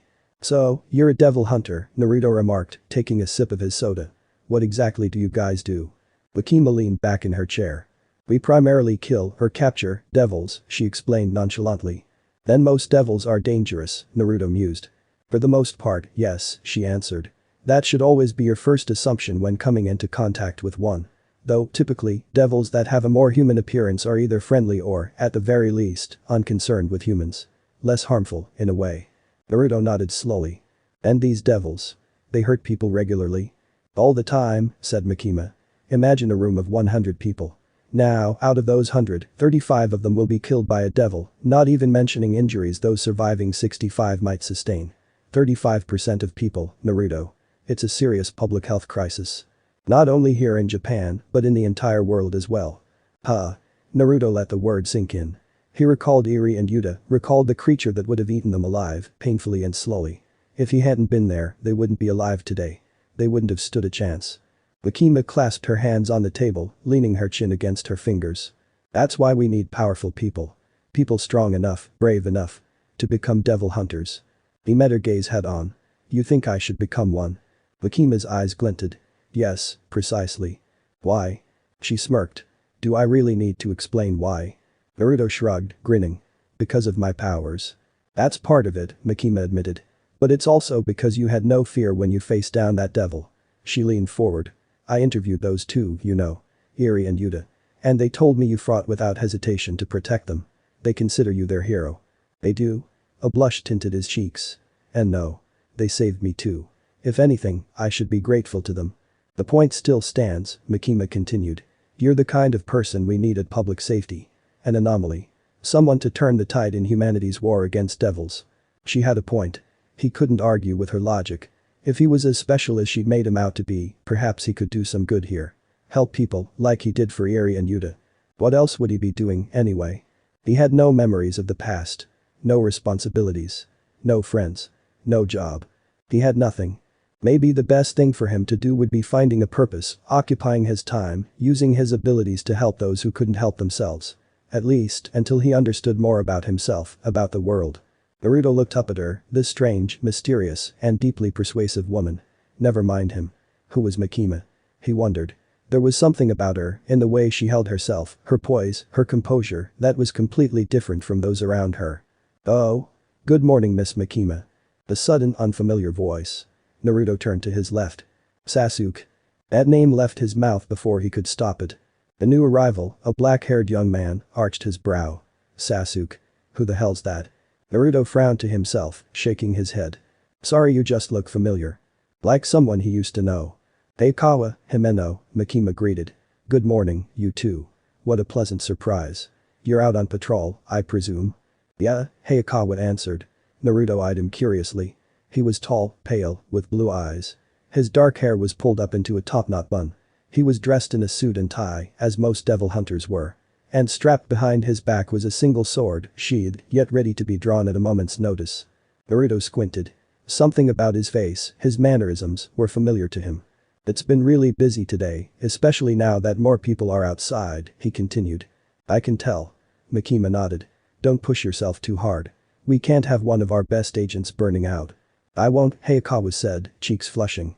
His companion, the woman beside him, seemed to bristle, biting her lips as she looked at Makima, then at her partner. Naruto glanced her way. She had an eye patch, leaving only one emerald eye exposed. She was quite beautiful, he mused, medium-length dark hair fluttering against a sudden gale. Who's this cutie, huh? Himeno interrupted them, smirking. Is he your boyfriend? Hayakawa stiffened, turning to face him once more. He looked Naruto up and down, appraising him with a curious, somewhat jealous, gaze. Makima waved her off, smiling. No, he's just a friend. Friend, teased Himeno. She leaned closer, placing her hands against the table. She angled herself in such a way that her, admittedly, ample bosom was even more pronounced. Her breath smelled of mint and she had no qualms against openly flirting with him. Maybe I'd like you to be my friend as well. Say, what's your name, handsome? Naruto, he answered evenly. While she was certainly an attractive lady, Naruto was able to control himself, able to keep his composure as he met her single eye. And you're Himeno, one of Makima's colleagues. Nice to meet you. Nice to meet you too, Naruto. Himeno took his hand in hers and kissed his knuckle gently, teasingly. He didn't flinch or pull back. It was likely that he'd had enough experiences with women before he lost his memory, judging by his ability to keep calm. Removing her lips from his hand, Himeno looked over at Makima, as if expecting to get a rise out of her. Makima only stared forward, not reacting. Oh, you're no fun, Himeno remarked, frowning. She pulled back, turned to him. She trying to recruit you into public safety? Naruto shrugged. Maybe. Want my advice? Himeno asked. Don't join. It ain't worth it. For the first time, Makima frowned. It was small, a gentle downward curling of the lips.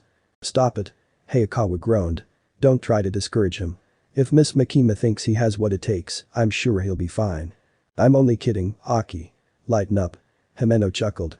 Do what you want, Naruto. Don't listen to me, especially when I'm sober. Wasn't planning to, he replied with a grin. Himeno grinned as well. You know, we should go drinking sometime. My treat. Come on, Himeno. Stop flirting. Aki took her by the arm. We still have to get to Shinjuku by noon. Fine, Himeno conceded. If you do end up joining public safety, let me take you out after your first mission. She winked with her single eye. I'll see you around, Whiskers. Naruto arched his brow with a tiny smile. Whiskers? Despite her knack for invading his personal space, he actually kind of liked Himeno. She had a certain spark to her. A playful personality he couldn't help but be drawn to. Maybe they could be friends. Take care, Miss Makima, Aki said. He glanced at Naruto, something unreadable in his gaze. And you as well, Naruto. The pair departed, Himeno waving as they moved further along the street. Makima took a sip of her coffee. Did you enjoy the meal? Naruto nodded. I did. The smile on his face hadn't left. I wouldn't mind having such good food every day. I'm sure you will, she replied. Naruto rubbed at his hair. About joining public safety, I think. Makima stood. Hold that thought. You don't have to decide right now. She took his hand and helped him stand. Also, our ride is here. A black car soon parked beside the restaurant. The driver was an older man in a suit, another devil hunter. He greeted both of them and unlocked the door. Where are we going? Naruto queried. Makima opened the door for him, letting him through first. Outside of the city. I want to show you something. She held a box in her lap. The windows were down and the cool, turbulent air pushed against her face. They had music playing. Naruto listened intently to the lyrics of each song, nodding along to every new band or artist as they sang and performed. She'd even started tapping her feet to the tempo of the current song. Its tune was soft yet energetic, matching the mood Naruto created when around others. They also talked to their driver, asked him many questions, some were simple, some were complex. Makima leaned back, eyes distant as she stared out the window. Naruto was ever curious, ever ready to explore any idea presented to him. There was pain in his eyes, though, almost as if he was silently mourning the loss of a life he used to live. A life he could no longer remember. Even she couldn't pierce the veil that was his psyche. When Makima gazed into his mind, she was greeted by darkness. By fractured memories. And a monster. It was a fox with 9 flowing tails and an aura of unspeakable, unfathomable power. What was this creature? The devil. Contained inside Naruto. She reached out, moved forward. Not another step, woman. Its voice shook the void, rippling the water beneath her feet. The beast roared, and Makima's body was torn apart, shredded to pieces, as she was flung from Naruto's mind, back into the real world, flinching with genuine surprise. Are you okay? Naruto asked tenderly. Makima regained her composure instantly. Yes. She noticed them slowing down. I think we're here. They were. The car stopped in a forested area. A small abandoned house stood starkly against fields of green. There was a hill ahead. It was distant, at least a few minutes walking at a steady pace. They exited the vehicle. Makima said to the driver, "Stay here until we return." Both of them walked through a land of flowers. Makima held the box in her hand, feeling the contents shaking as she moved. As instructed, Prince had placed it in the car earlier, wrapping the box in a surprisingly beautiful way. Naruto looked around fondly, a love of nature evident in his expression. Once far enough from the car, they paused. Naruto marveled. "Look at that. Beautiful, isn't?" Makima asked smoothly. "Yeah." The city was laid out before them, like some map given life by a divine painter. It was a mixture of nature and human ingenuity, and her companion stared ahead with awe in his eyes. "You know, I saw the city when I fell from the sky," Naruto began. "It was dark though. I couldn't see everything. But now I can see it. Millions of people live here." He frowned. "And 35% of them will be killed by a devil in their lifetime." His words hung in the air, some forgotten part of himself clawing to the surface, a part that longed for peace. Makima's eyes narrowed. She turned to him. "Naruto," she stated bluntly. Show me your power." "That's an order." Silence. Naruto stared at her, utterly confused by her tone. "Wait, what?" "Ah. So, I can't control him," Makima mused. "Because he was powerful, stronger than most. As the control devil, she had the ability to manipulate those she deemed weaker than herself. But Naruto wasn't weaker than her, was he? Despite being a shell of the man she'd witnessed battling above the clouds, in the depths of her heart, Makima understood that he was superior to her. Not many beings were. Darkness was. Death was. The hero of hell was. And a few others primordials were. Now, someone else had been added to that short list. Very well. In that case, if she couldn't control him by force, if she couldn't make him form a contract with her, then cunning schemes would be the key. She glanced at the box in her arms. Makima laughed. "I'm only kidding," she said brightly, tone shifting. "I was just trying to shock you into controlling the wind again." He looked at her for a moment. The trust he had in her still remained, despite her miscalculated blunder. Naruto gazed at his palms. "I can't manipulate the wind at will yet. It was something that happened in the heat of the moment." She placed a hand on his shoulder. "Sorry. What I asked was uncalled for. Don't force yourself to do something when you have no reason to." He nodded slowly, continued to look at the city in all its glory. "I have something for you," Makima said after a moment. Naruto glanced her way. "I was wondering what you had in the box." "Here. Open it." She handed it over. Naruto took the container, curiosity creasing his visage. With gentle hands, he opened the cardboard box. Tears suddenly brimmed in his eyes. Makima smiled to herself, pleased by his reaction. It was a headband. There was metal attached to it, as well as a leaf-shaped symbol carved into its glinting surface. The steel plate was battered, damaged, worn out by time and countless battles. "I found this near the place you killed that devil," Makima explained. It had his scent on it too. So she figured it must be important to him, even if he didn't remember the reason. Naruto grinned and tears streamed down his face. He gripped the headband tightly, overcome with a rush of emotions. "I don't know why," he spoke softly, "but I think you found something very important to me." He gazed at her with such happiness, such fondness. "Thank you, Makima. Don't worry about it." Naruto laughed happily and picked her up. Literally lifted her off the ground. He spun her around as her stomach lurched with surprise. 3 twirls. Then he hugged her, pulled her into him, as he'd done when they first met, as they'd done last night on one of her beds. She'd never been embraced so much in a single day. Makima stood there stiffly, frozen in his arms. Eventually, she returned his hug, only to play the part of deceiving him, of making him trust and rely on her to such a degree that he would do anything she said. Even without her control ability. Yes, that was it. She was only hugging him in order to carve that path toward a future where he destroyed her enemies with reckless abandon. Yeah, she thought, closing her eyes as they held each other under the midday sun. This is all according to plan. They appeared at nightfall, during a time of rest, when many had retired to bed after a day of hard work. When fathers and mothers had kissed their children goodnight. When most were comfortable and sleeping, wrapped beneath warm blankets.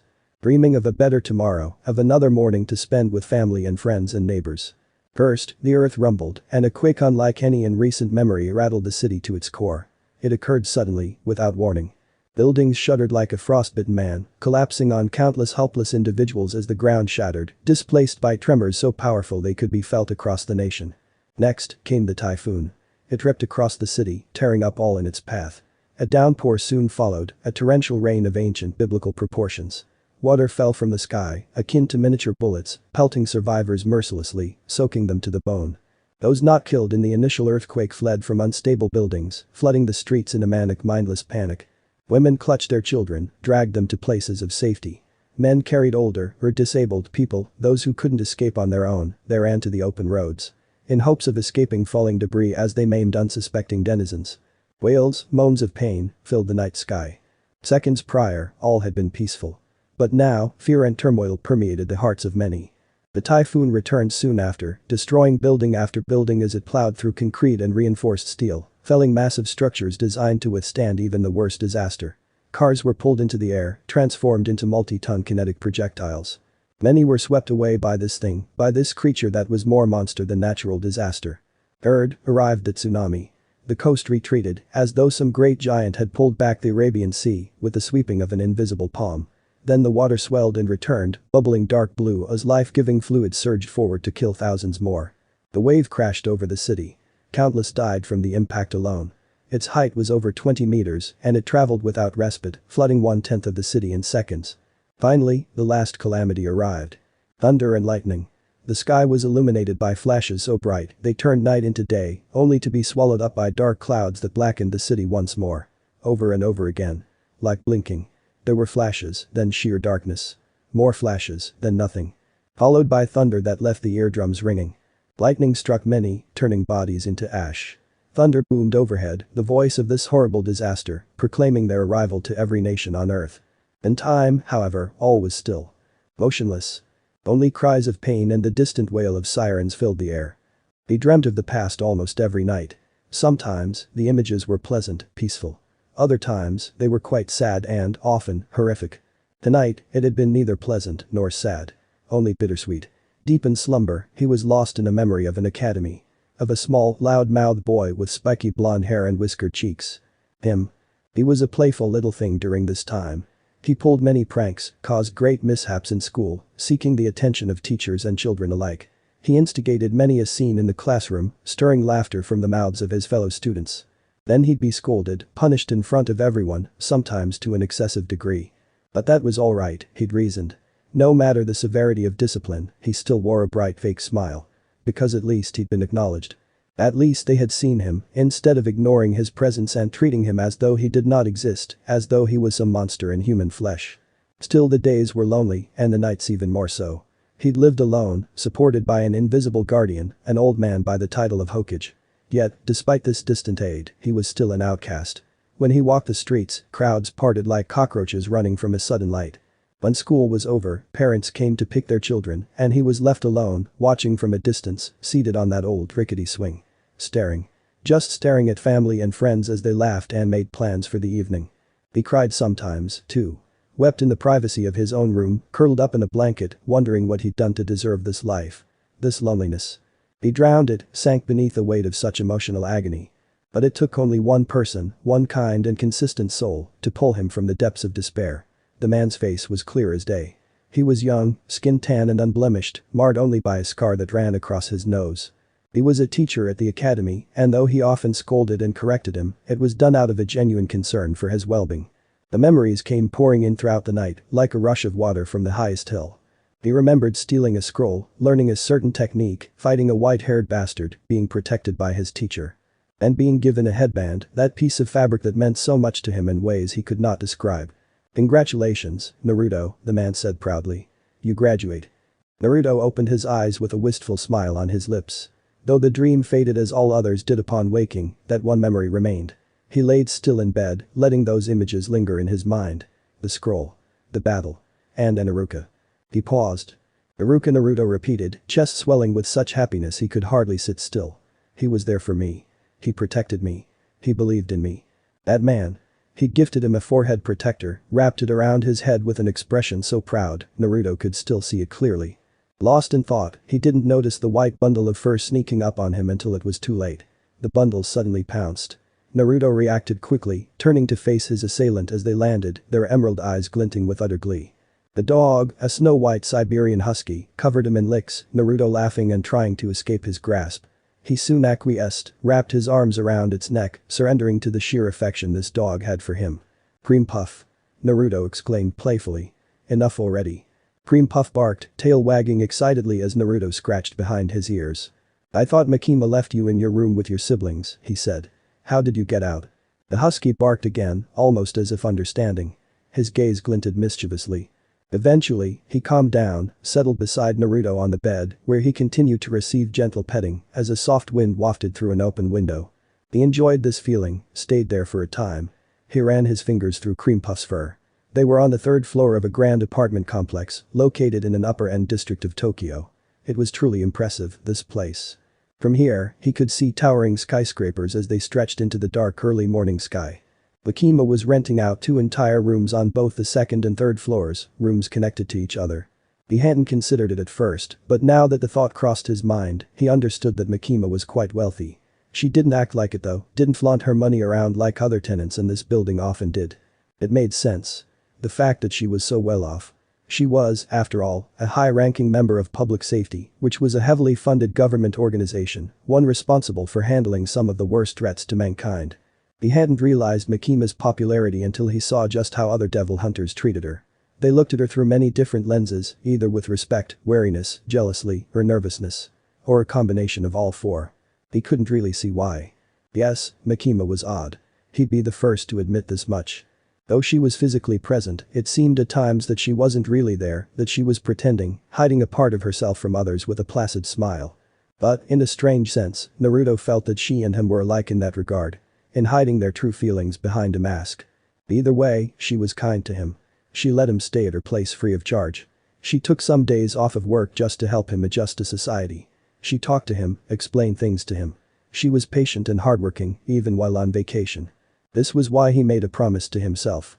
That he would repay her for all her kindness in the near future. The sun had yet to rise, and Cream Puff stirred once more. He suddenly stood, ran out of the room, then returned with a leash in his jaws. Smart boy. Naruto grinned, then grabbed the device. Fine. I'll walk you. He attached a blue leash to Cream Puff's collar. The husky led the way excitedly, maneuvering through various rooms with ease. Makima was still sleeping, it seemed, judging by the darkness of the living room. He chose not to disturb her, exiting the front door as quietly as possible. Naruto took Cream Puff on the elevator, then outside, where the scent of the city filled the air. He walked for half an hour with his furry companion. The streets were somewhat quiet, but a number of people still walked about. Cars sped by, headlights blinding in the darkness. He greeted those walking with a smile. Some of them looked at him strangely, while others, surprised at first, smiled in return. After a time, he stumbled upon something. An accident. It was a minor crash involving a single car. The vehicle had veered off the road and was now stuck on the sidewalk, its back wheels buried in a single, large pothole created by construction workers.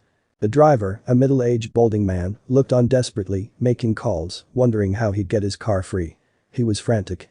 Running late for work, presumably. Naruto, walking toward the scene, decided to see if he could help. He tied Cream Puff to a fire hydrant, then went to the flustered pedestrian. You okay, old man? Naruto asked, tapping his shoulder. The old man. He turned around, obviously offended. I'm only 45. That's not considered old now, isn't? Naruto shrugged, chuckling. Anything I can do to help? Still on the phone, the man waved him off. Probably not, kid. You'd need a tow truck to get my car out of that hole. He paused, gasping. Hey. What the hell are you doing? While he spoke, Naruto had gone to inspect the car. The hole was deep, the vehicle buried to the bumper. Giving it a quick thought, he entered the large depression and gripped the end of the car. I should be able to do this, he mused, recalling how he'd punched that hulking vulture devil through a large tree.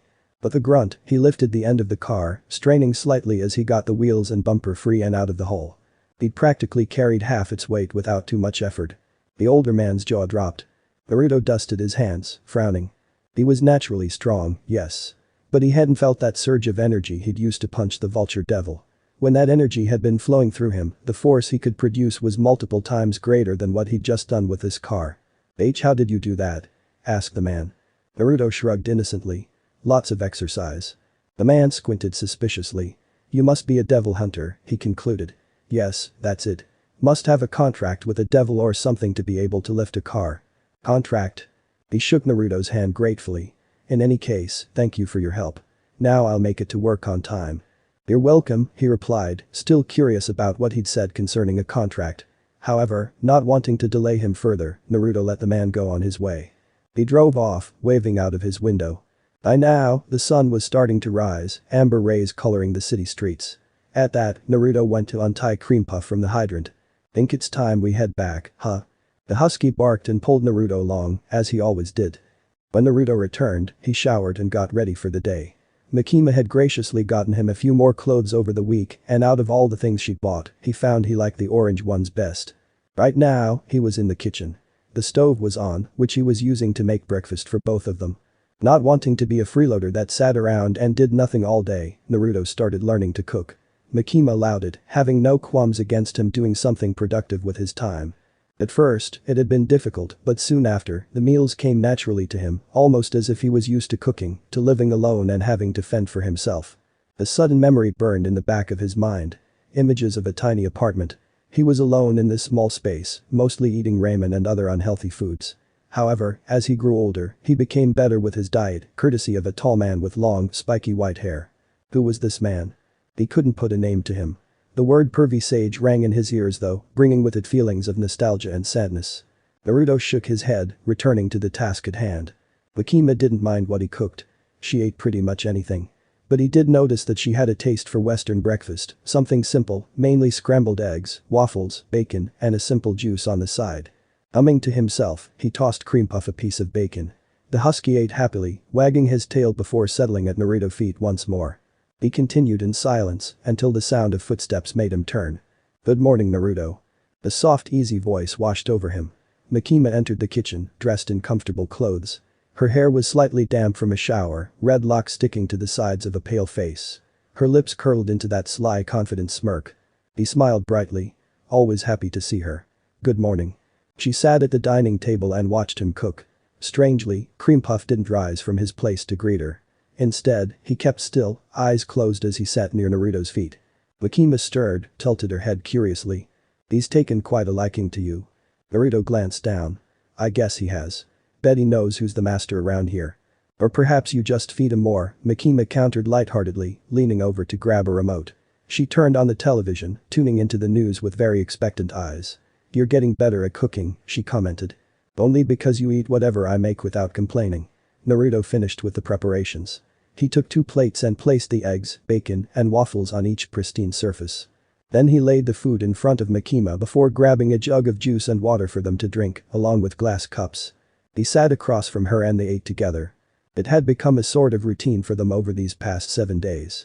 He was always awake before her, always took Cream Puff for a walk, before returning and preparing breakfast for both of them. Things weren't awkward, either.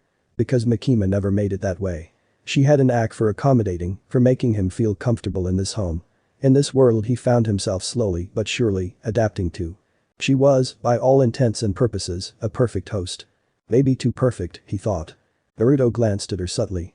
She ate silently, unfazed by his gaze. Despite her kindness, he still couldn't help but feel she was putting on an act. Not just for him, but for everyone else as well. In the back of his mind, he knew there was so much more to her than she was letting on. After all, she was never angry. Never frustrated. Never surprised by anything. She was perpetually calm and collected, the opposite of most people he'd observed so far. But he still quite liked her. This strange, amber-eyed woman. "So, weird question," Naruto began suddenly. He took a bite of his waffle, chewing and swallowing carefully. "Do you have any family?" Makima didn't seem caught off guard by his question.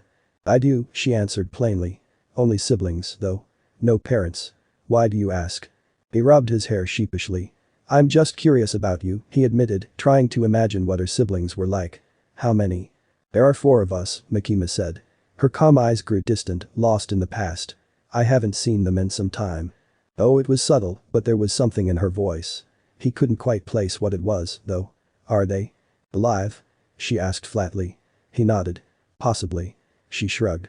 "It's complicated, Naruto. The last time I was with them, we were fighting a very powerful devil. We haven't been together since then." "So, they're devil hunters," he concluded. "No," Makima dismissed, took a drink from her cup, then smirked. "That's the last thing I'd imagine them becoming." Naruto nodded slowly, still curious about these 3 siblings of hers. If they were anything like Makima, he imagined them being rather eccentric.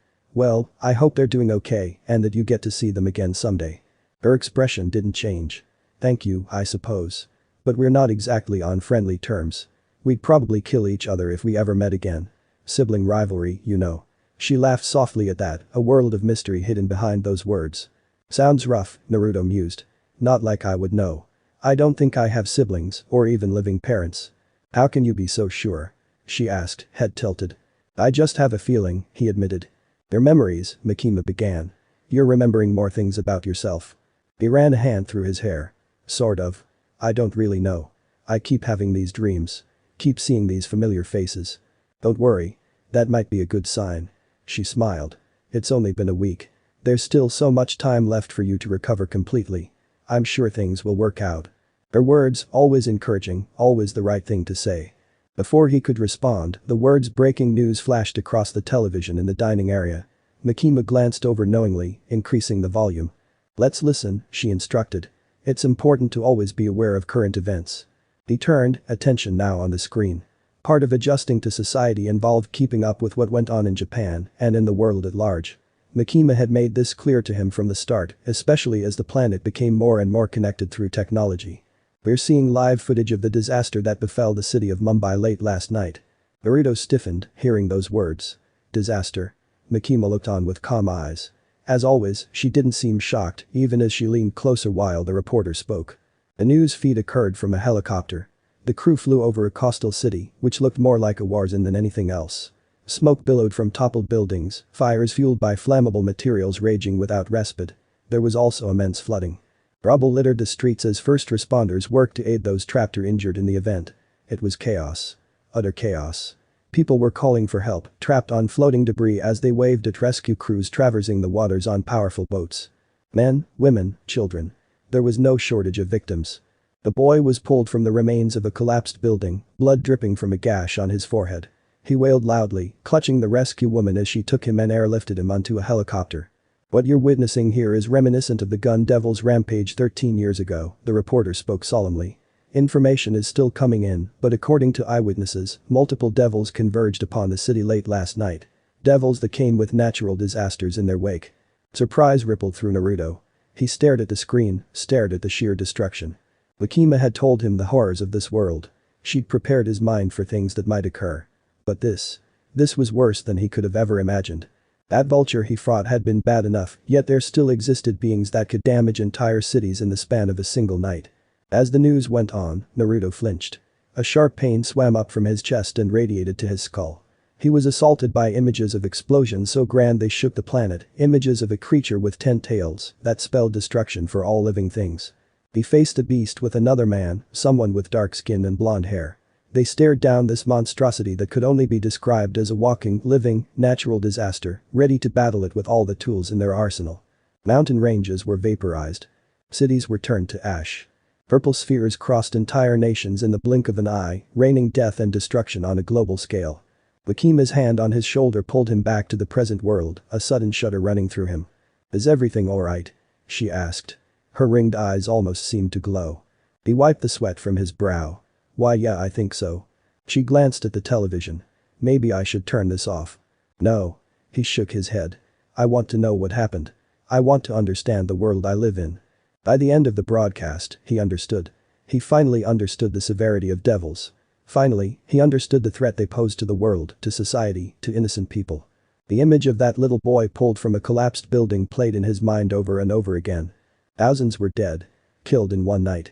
It was a staggering, mind-numbing to envision. As horrible as it sounds, this is nothing compared to what the Gun Devil did, Makima revealed. That devil killed over 1 million people across the world in only 5 minutes. Another shocking revelation. Naruto stared up at her. In a cold, mechanical way, she finally explained to him the events of 13 years ago.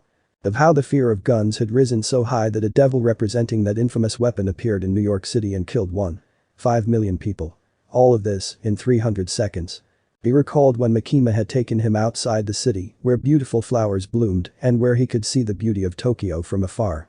Yet, despite this pristine surface, the world had a horrible underside that most lived with, under constant threat of another disaster. So, a devil did this, Naruto began, referring to the recent catastrophe in India. Not a single devil, she clarified. Multiple devils, those representing natural disasters, are responsible. And the more something is feared, the more powerful the corresponding devil becomes. Her eyes glinted. Exactly. Then the reason for all this destruction is because the fear of natural disasters increased recently. Naruto frowned, connecting the pieces. Due to the storms that occurred several days ago. In other words, because of him. Them falling from the sky. His presence had somehow triggered terrible global storms, creating panic and fear in the hearts of many, which in turn created the disaster that had befallen India last night. He was responsible for this. Not directly, of course. But his actions, before losing his memory, whatever they were, had contributed to the deaths of thousands. He glanced up at Makima. She was looking at him, eyes boring into his soul. There was no judgment there. Only expectation. An expectation for something he couldn't quite discern. She didn't speak the words, but he knew she understood the reason this disaster occurred as well. It wasn't long until phone calls came pouring in. Makima was an important person, after all. He figured people would start reaching out to her as soon as the news became public. She answered all of them without fail. "We apologize, Makima," a voice on the phone said. Naruto could just make out Makima's conversation as she spoke. "I know you're on vacation, but an emergency meeting has been called. This is concerning the recent attacks in India." "No worries," she replied smoothly. "I'll be there as soon as I can." "Thank you," said the gentle voice. "We'll be sending Tendo and Kuris to pick you up. See you soon." She hung up, then turned to him. "Give me a moment, Naruto." Makima walked away, leaving him to think about what had just occurred. By the time she returned, she was dressed in her suit and tie, in that attire that made her look so wonderful and professional. She tied her hair into a single braid, allowing only her bangs to caress the sides of her face. She straightened her tie and walked to where he was seated. Reaching out, she gently stroked the back of his head in soothing, rhythmic circles. Like she'd done that night they met, drenched by pouring rain. Makima remained quiet. Her silence spoke louder than words, almost as if asking him. "What will you do now? What will you do now that you understand the plight of mankind against devils?" Finally, she retracted her hand. "Come with me," Makima suggested. "To headquarters. You don't have to sit in on any meetings. In fact, you won't be allowed to. You can stay in my office. But afterwards, we can go do something fun. Something to take your mind off of all this." She grabbed the remote and turned off the television. "Yeah," Naruto said, smiling weakly. "That sounds like a good idea." "Who's this?" Kuris asked, standing outside the car. "A friend of mine," Makima answered as both she and Naruto made their way out of the building. Kuris seemed like he wanted to say something, to ask more questions, but he refrained from doing so. Instead, he opened the back door, allowing both of them to enter. "Good morning, ma'am," Tendo said from the front passenger seat. Makima nodded in greeting. Tendo's eyes shifted, landing on Naruto from the rearview mirror. He noticed her gaze, gave a gentle smile before introducing himself to both devil hunters. Kuris barely acknowledged him, while Tendo frowned at his rudeness. "Don't worry about him, Naruto. He's always like this with new people." Tendo turned to look at him. "You can call me Tendo. He's Kuris. It's nice to meet you." "It's nice to meet you too," Naruto said with a grin. Though, from Makima's perspective, his smile seemed a bit strained. No doubt he was still preoccupied with the news they'd heard this morning. The ride to HQ was a silent one. Kuris and Tendo were quiet. Naruto, too. It was so unlike him. Normally, he liked to talk with new people, liked to try and get to know them. But not this time. Makima glanced over at him. He was staring out the window as the car rumbled along, passing building after building, civilian after civilian. He was deep in thought, contemplating all that had occurred in the past few hours, maybe even days, most definitely considering the consequences of his actions before losing his memories. She'd made it known to him that he had been involved in the global lightning storm of several days ago. That his presence had contributed to major rainfall and shockwaves across the planet. He took the information rather well, considering his mind was a blank slate where anything, if logical enough, could make sense. At the same time, Makima had suspected something like this would eventually happen. This disaster that befell Mumbai. After his arrival, it was blatantly clear that people's fear of storms and natural disasters would rise, imbuing strength to the devils that represented such phenomenon. Typhoon, she listed. Earthquake, tsunami, and lightning especially. These were the ones, based on the description of each event, responsible for the attacks. And these weren't even all of the natural disaster devils in existence, either. Some were still unaccounted for, making it difficult to predict their next move.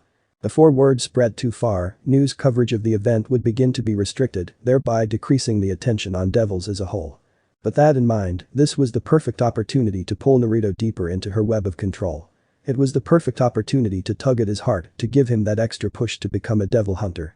He seemed guilty, felt somewhat responsible for causing this disaster to occur. It was written plain as day on his face. Her chance to ease him along her plans loomed closer and closer. But an unexpected feeling gnawed at Makima's stomach. For some reason, she didn't like seeing him look like that. So downcast and contemplative. She reflected over their time together these past few days.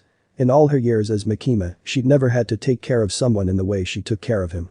From day one, he trusted her, relied on her, depended on her for so many things, and as a result, he was becoming more and more independent, growing into the person he'd once been. A stronger, bolder, more endearing version of himself. It was a fascinating thing to watch. And the sight of his forlorn features twisted something inside her, something she hadn't quite felt before.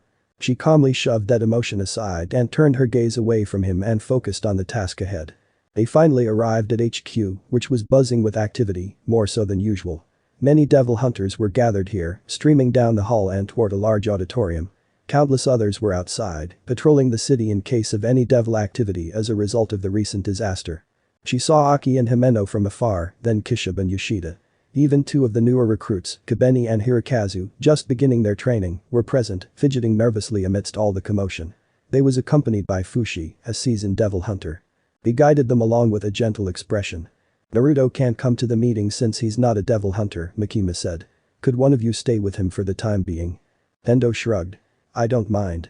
Always hated this boring stuff, anyway." She glanced at Kuris. "Tell me what happens in there." Kuris nodded, a lazy expression on his face. "Will do. You can both stay in my office." Makima fished around in her suit pocket, handed Tendo a key, then entered the auditorium, Kuris following behind. Naruto lounged on a comfortable chair in Makima's office, squeezing a small yellow ball he'd found lying nearby. As expected, this place was well organized, containing dozens of files and books and reports from various years. It was neat, tidy. Perfect. The place practically screamed Makima in its appearance, and he found it mildly amusing. Scanning the table, Naruto noticed the wooden desk was devoid of any personal artifacts. No cards, no posters, no pictures of family. Nothing. Just bare bones work materials. He arched a brow at that, recalling what she'd said about her siblings. Could their relationship really be that bad? He wondered. "You sure you want to be sitting in her seat?" Tendo inquired tersely. The tall woman was standing to the side, flipping through a blue book. It was subtle, but she seemed stiff, uncomfortable in this place. "Makima won't mind," he assured. Tendo shrugged, reaching to place the book back in its rightful place. "If you say so." "What are you reading?" Naruto asked. "This." She pulled back and held the book up. It was titled, "The Day the World Changed." Some boring old book. Nothing really interesting. He tilted his head. "That's so? You were staring at it pretty hard." "And?" She grew somewhat defensive. A book about the gun devil's murderous rampage would make anyone wary. Naruto frowned. "Sorry." By the looks of things, she was old enough to have been cognizant when the gun devil attacked. Tendo sighed. "How old are you?" 17. 18. "You're probably too young to remember that day." Yeah, Naruto replied softly. He looked at her with as much sympathy as he could muster. It must have been terrible. No one should have gone through something like that, especially at such a young age. "I'm sorry that you did," he repeated. Something in Tendo shifted at that, a saddened look crossing her features. "You know, most people never talk about it," she whispered. "They don't mention it, as if forgetting that it happened somehow makes things better, somehow makes it easier to move on." She clenched her fists. "It doesn't. It never did." She pulled a chair over and sat down. The walls she put around herself were not as sturdy as he thought. She just looked sad, defeated. "Do you want to talk about what happened?" Naruto offered. "No." She shook her head, then laughed cynically. "Kind of hypocritical, right? I rant about no one wanting to talk about it when even I don't want to." Naruto shrugged. "Hypocritical? Not really. I mean, you just met me. You probably don't feel comfortable talking about something so personal with a stranger. So, I get it."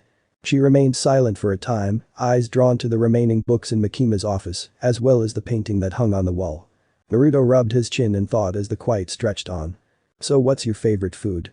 he suddenly asked. "Huh?" Tendo arched a brow. "Let's talk about something else." "About food," he suggested. "Mine's ramen, by the way." She seemed dumbfounded for a moment at his ability to change gears so quickly. "Sukiyaki," Tendo answered quietly. "Ooh, I don't think I've tried that one before," he replied. "You haven't?" she said, surprised. "Are you even Japanese?" He rubbed his hair sheepishly and they continued talking, the tension between them easing as time went along. They talked about random things, about favorite colors, about favorite music, anything that came to mind. Things didn't stray too far into personal conversations or talks about the past or family or any such intimate things, and that was okay. After all, Naruto wouldn't know how to explain to her that he had amnesia, nor did he want to, really. Say, Naruto, Tendo began, then leaned back in her chair. She stared at the ceiling fan above them. Yeah? He replied, finishing a rough sketch of a leaf symbol. The same symbol that had been etched into his headband. What's the deal with you and Miss Makima? She continued. Naruto looked up. The deal? What do you mean? Tendo frowned. I'm not one for gossip or anything, but are you two living together? Only temporarily, he answered nonchalantly. She's just helping me till I get back on my feet. Nothing too serious. Nothing too serious. She laughed. Half the guys in public safety would sell their organs for a single date with that woman. And yet, you're treating staying at her place like no big deal. Guess she really is popular. He thought for a moment. I mean, I can understand why. She's beautiful, intelligent, wealthy, and powerful, after all. Naruto paused, smiled softly. But she's also my friend. She saved my life, actually. She took care of me, made sure I made it to a hospital, and now she's looking after me, expecting no money in return. Ah. Realization dawned on Tendo. You're the person she went to go visit at the hospital, aren't you? Naruto nodded, glancing her way. Yup. I still don't get it. She shrugged. But hey, who am I to have an opinion on other people's lives? She smirked. Just watch out for jealous assholes. They might think you're some kind of competition in their race to win Miss Makima's affection. He grinned. Don't worry. I'm much tougher than I look. I can take them on, no sweat. She snorted. Who said I was worried? He laughed a bit, then looked down at the leaf symbol he'd drawn on that single sheet of paper. So much familiarity burned within him as he stared at it, memories of the past clawing at his mind. He could make out something. The image of a fox-like creature. Naruto's eyes narrowed and he focused on the sketch. The creature had 9 tails, each one swishing about as it descended upon a city surrounded by massive trees. His abdomen suddenly felt warm. The beast laid much of the city bare, killing thousands in its mindless rampage. Naruto froze, blinked away the vision, drawing similarities between this creature and the gun devil. Was this the same horror Tendo had experienced? Hey Tendo, he said after some time. She leaned back lazily in her chair. Why did you become a devil hunter? He asked. She remained silent, as if wrestling with his simple question, trying to find the best answer to give. Fuck it, she said suddenly. I'll be honest with you, Naruto. She turned to him. I did it for revenge. Revenge? Yeah, Tendo affirmed. I became a devil hunter because I wanted to kill that evil thing. That damn gun devil. He nodded slowly, unsure if he was satisfied with her response. What? Did you expect some noble answer? She asked. Let me tell you something. That's the reason most of us do this crazy job in the first place. For revenge. She looked at the door. We're still human, after all. Not saints. Only the deranged ones do it for shit like fame, or justice, or women, or honor, or some other bullshit reason. And I ain't crazy like them. Her phone suddenly buzzed as a text came through. From Kuris, Naruto presumed. She read through the contents with an exasperated expression, frowning as her eyes roamed over what was written. After a while, Tendo sent a message back, then stood up, straightening her tie. Looks like they're done, she announced.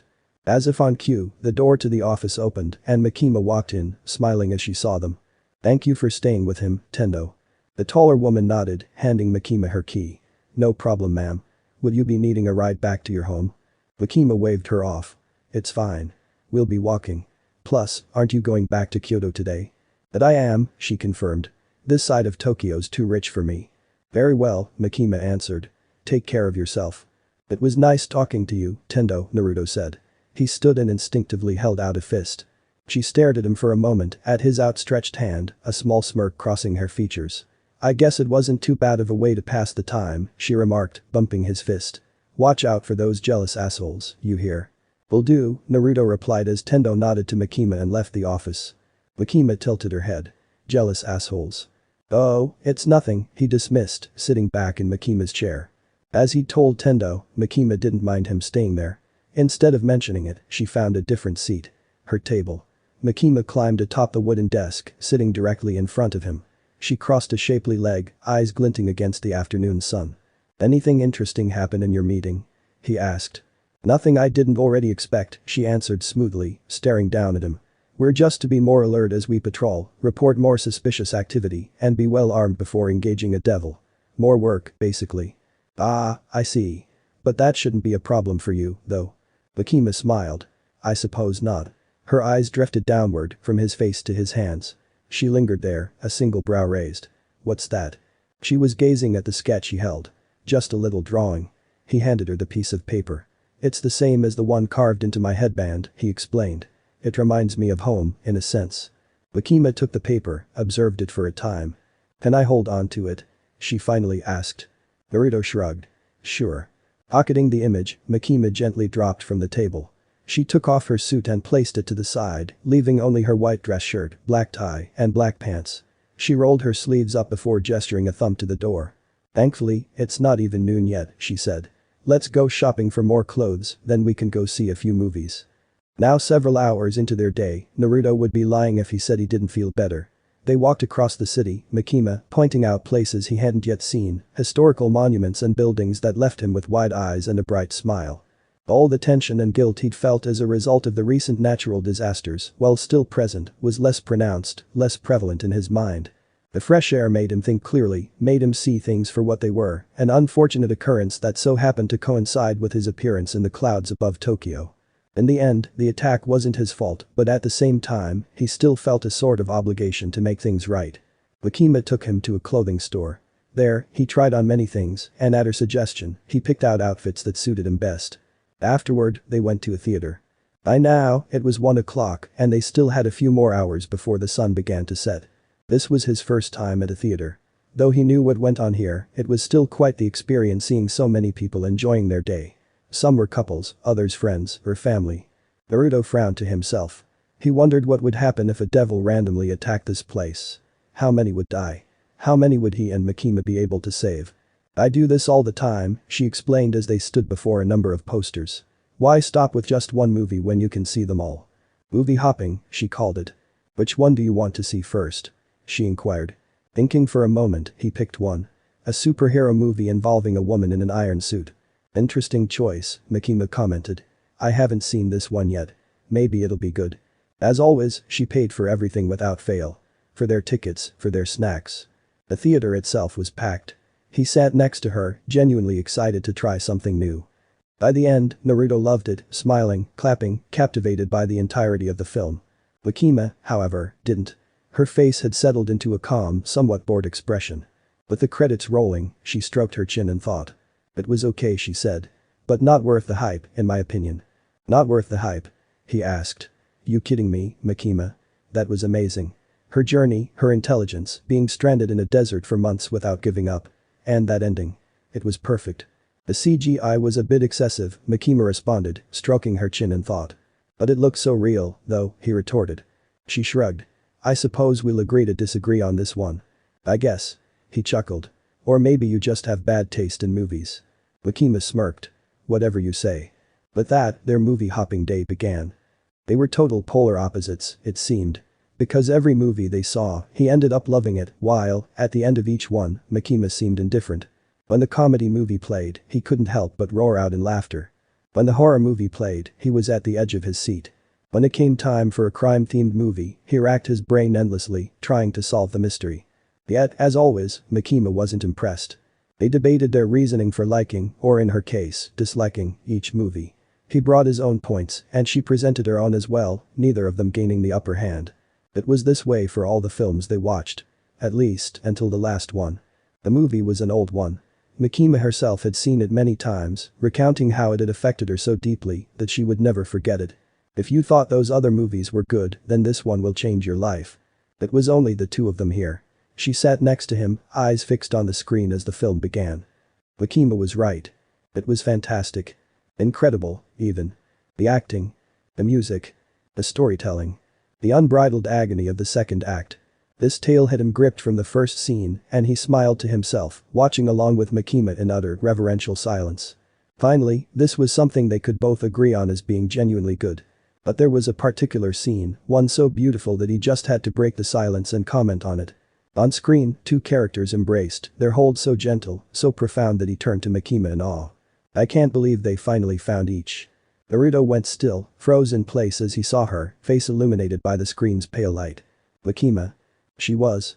Crying. Not sobbing hysterically, but the tears were visible. They flowed from amber eyes, trailing down her cheeks. She didn't turn away as the scene played out, a deep longing in that powerful gaze of hers. Oh. The sudden realization struck him. He and Makima.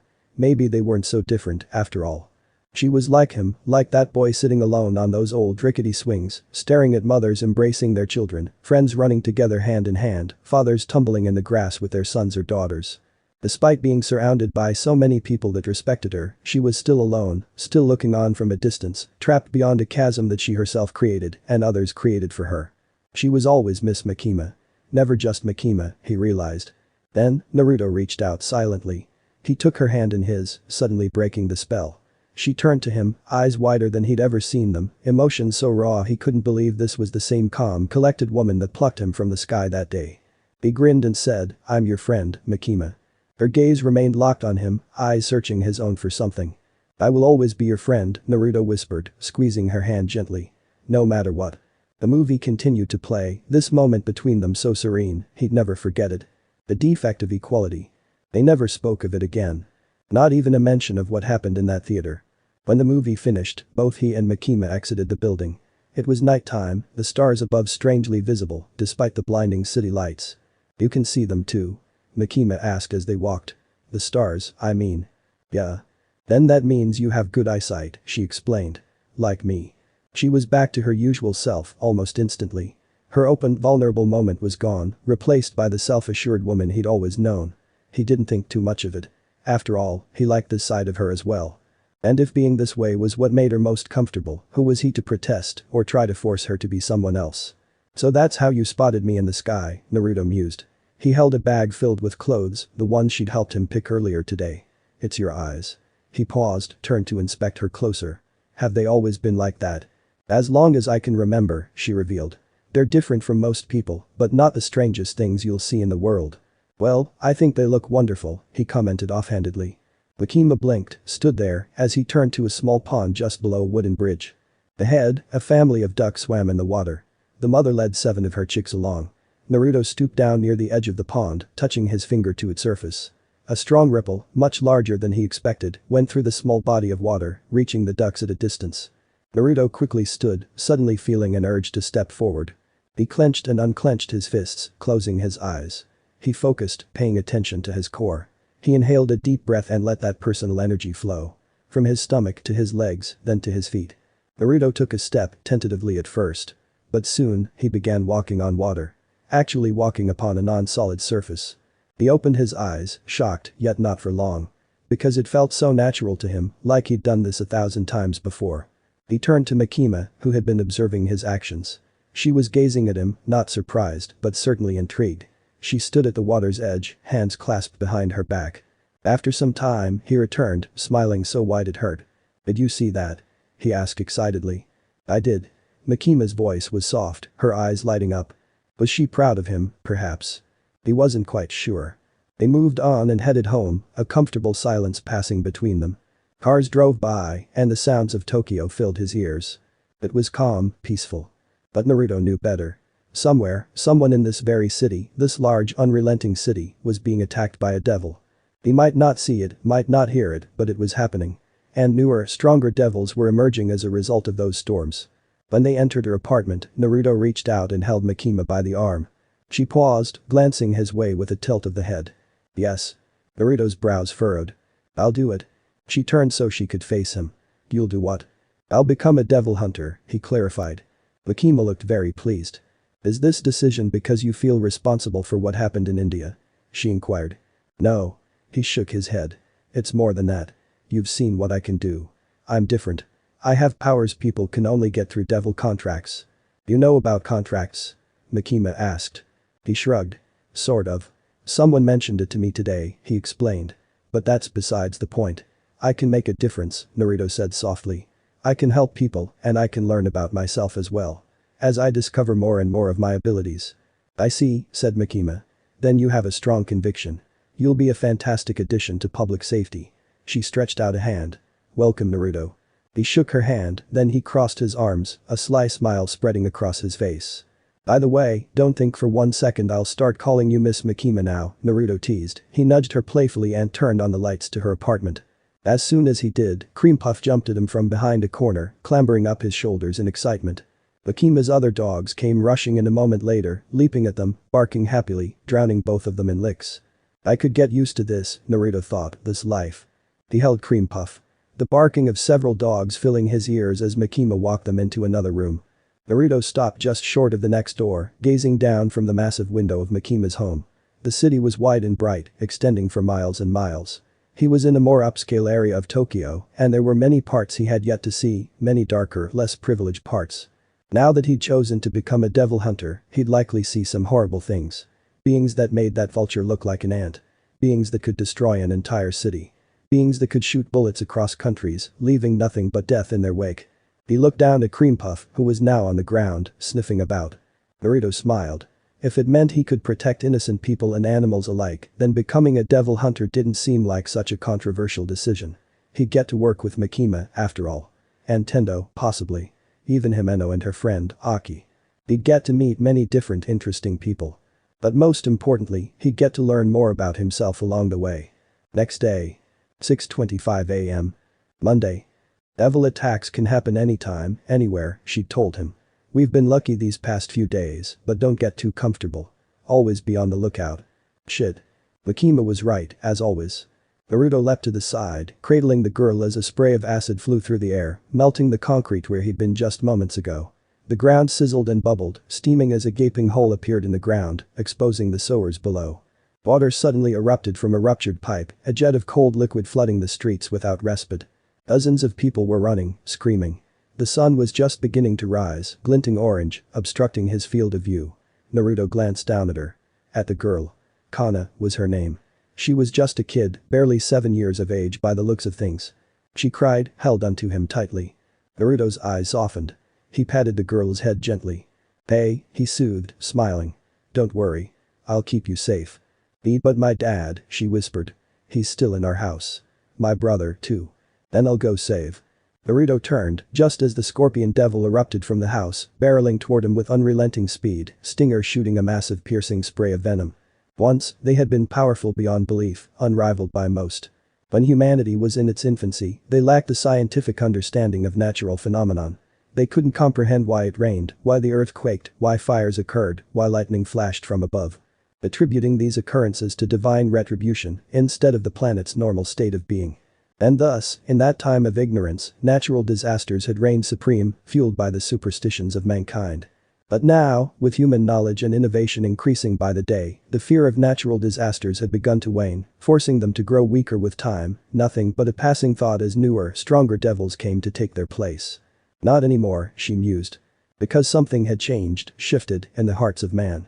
Mainly, the recent global phenomenon of 10 days ago. What a glorious moment it was.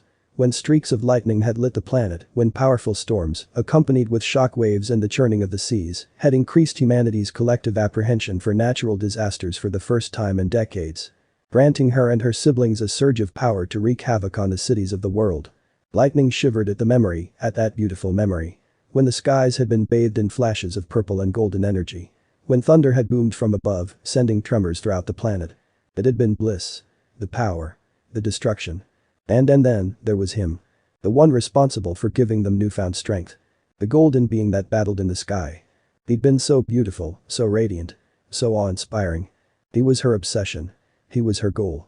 To meet him in glorious combat. That was her wish. She shuddered once more, excitement sparking through her. Oh, the destruction they would cause. The terror that would befall mankind as they battled him and plunged Earth back into its primitive state where the fear of natural disasters reigned supreme. I will find you, Lightning whispered, eyes glowing obsessively. She stood upon a mountain of corpses and rubble. Upon another disaster, brought by her hand. And by the hands of her brothers and sisters. The defect of equality. The day began like any other. He awoke early. Cream Puff greeted him enthusiastically, hopping on his bed excitedly, jarring him from slumber. Naruto sat up, the vestiges of a dream lingering in his mind. He wasn't quite sure of what he dreamt, but his chest ached as he pulled himself up and went to the bathroom. Naruto stripped off his shirt, a sheen of sweat slicking his skin. He looked at the mirror, at the scar on his chest, on his sternum. It didn't hurt like the day when he first opened his eyes, but sometimes, especially during stressful situations, a subtle throb would run from the injury, up his neck, and to his skull. The black veins that colored his skin were duller than ever, less visible. However, he could still trace its pattern as it pulsed with the beat of his heart. Only when he dreamed of the past did it hurt the most. In essence, it seemed as though he was still healing. The damage done to his body had been so extensive that a large portion of energy had been allocated to repairing an injury that should have killed him in an instant. What had it been, though? Naruto wondered. Just what happened to him? He could see glimpses of it, of that horned three-eyed woman. Her outstretched palms and two bone-white projectiles flying through the air, spelling certain death for his dark-haired companion. Shaking his head, Naruto dispelled the thought, washed his face, and prepared for the day. Cream Puff was waiting for him outside the bathroom. The husky titled his head curiously. He circled Naruto, sniffing about, before bowing to accept the collar. Naruto dressed casually, wearing a purple hoodie and black pants, clothes fit for a morning stroll. His door creaked open when he moved with Cream Puff, stepping through the silent hall. It was dim, but not dark. The living room was illuminated by a single dominant light. Naruto turned the corner. And she was there, seated on her couch, reading a book, the glow of a lamp providing just enough visibility for him to spot her among the shadows. Makima looked up, lips curling into a tiny smile. She had her feet propped up against a table. One of her dogs, Tiramisu, sat beside her on the couch. The hound waged her tail lazily, jaw resting against her owner's lap. "You're never up this early," Naruto commented, making his way into the room. "I suppose not," Makima replied. Her amber eyes, calm and placid, returned to her book. He moved closer, brow arched. "What's the occasion?" "Nothing in particular." Makima turned the page, explaining simply, "Sometimes, when I wake up too early, I can't help but think. And think. And think some more. It's very annoying, really. So, reading usually helps get my mind away from all those thoughts." Naruto grabbed a drink of water, nodding. It made sense. Makima had many responsibilities, after all. Today was also her official first day back to work after being on vacation for over a week. He'd like to think she'd had enough time to relax, but with him being under her care, perhaps her break hadn't been the most pleasant it could be. He felt a bit guilty for that, so he sat down beside her. Makima turned to him, a curious glint in her eyes. "What's on your mind?" he offered. She paused, studied him for a moment. Her pale features were unreadable, but she still closed the book and set it on the couch. "The future," she answered after a moment. He nodded slowly. "And what's this future you're so preoccupied with?" Makima almost seemed to hesitate. Something unusual for her. She weighed her next answer carefully, choosing what to say to him. Naruto didn't mind this hesitation of hers. After all, they'd only really known each other for 10 days. Not nearly long enough for her to trust him with every single thing about herself. They'd had some intimate moments here and there, namely that instance in the theater, something that still fascinated him greatly. How someone so calm, so controlled, could display such raw emotion, then revert back at a moment's notice. She was a mystery to him, a puzzle he couldn't quite comprehend, but someone he still wanted to understand. "I have many goals, Naruto," Makima finally answered. "For a long time now, I've strived to achieve things many would deem impossible." There was a distant look in her eyes. She sat up, reaching over to stroke Tiramisu's fur. "See, most people, both human and devil, but devils in particular, are too limited in their thinking. Too constrained, despite the power they may possess. Even the most powerful of devils fail to use their abilities to accomplish something great. Something truly memorable. Instead, they rampage mindlessly and prey on humans, seeking destruction above all else." Naruto listened intently. This was the most she'd ever revealed to him about her inner thoughts and feelings. So, he leaned closer, hanging onto her every word. "I want to change this world," Makima stated simply, a look of complete assurance on her face. "In what way?" Naruto ventured. She brushed a strand of red hair from her cheek, then looked forward, glancing out her grand window. "In a way that makes it a better place," she said cryptically. It was vague, but still something. Another piece of the puzzle called Makima. Naruto glanced down, suddenly feeling a warmth in his stomach. "I can't claim to know much about the world. I mean, I don't even know much about myself." He glanced her way. "But I do know that there's pain and suffering out there, and that things could be much, much better than they are now." He smiled earnestly, unexplained feelings of solidarity rushing through him. "So, I totally support your goal." Makima blinked, then nodded slowly as he spoke, watching after him while he stood up, Cream Puff barking in anticipation. "Tomorrow," she revealed when he reached the door. "You'll begin work with public safety. I still have some important documents I need to iron out before you can start. I'll explain the details later." Naruto shrugged. "No big deal. Take your time." He stooped down, putting on his shoes. "Oh, yeah. Almost forget." He turned back to her, grinning. "I'm gonna make you something nice when I get back. A new breakfast dish I've been working on." Makima nodded once more, suddenly contemplative. Her gaze lingered on him, but she said nothing else.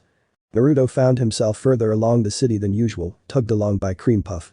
The hound was acting a bit odd today, more excitable than he'd ever been. His tail wagged rapidly and his legs moved briskly, guiding Naruto to a place he hadn't yet been during their usual walks.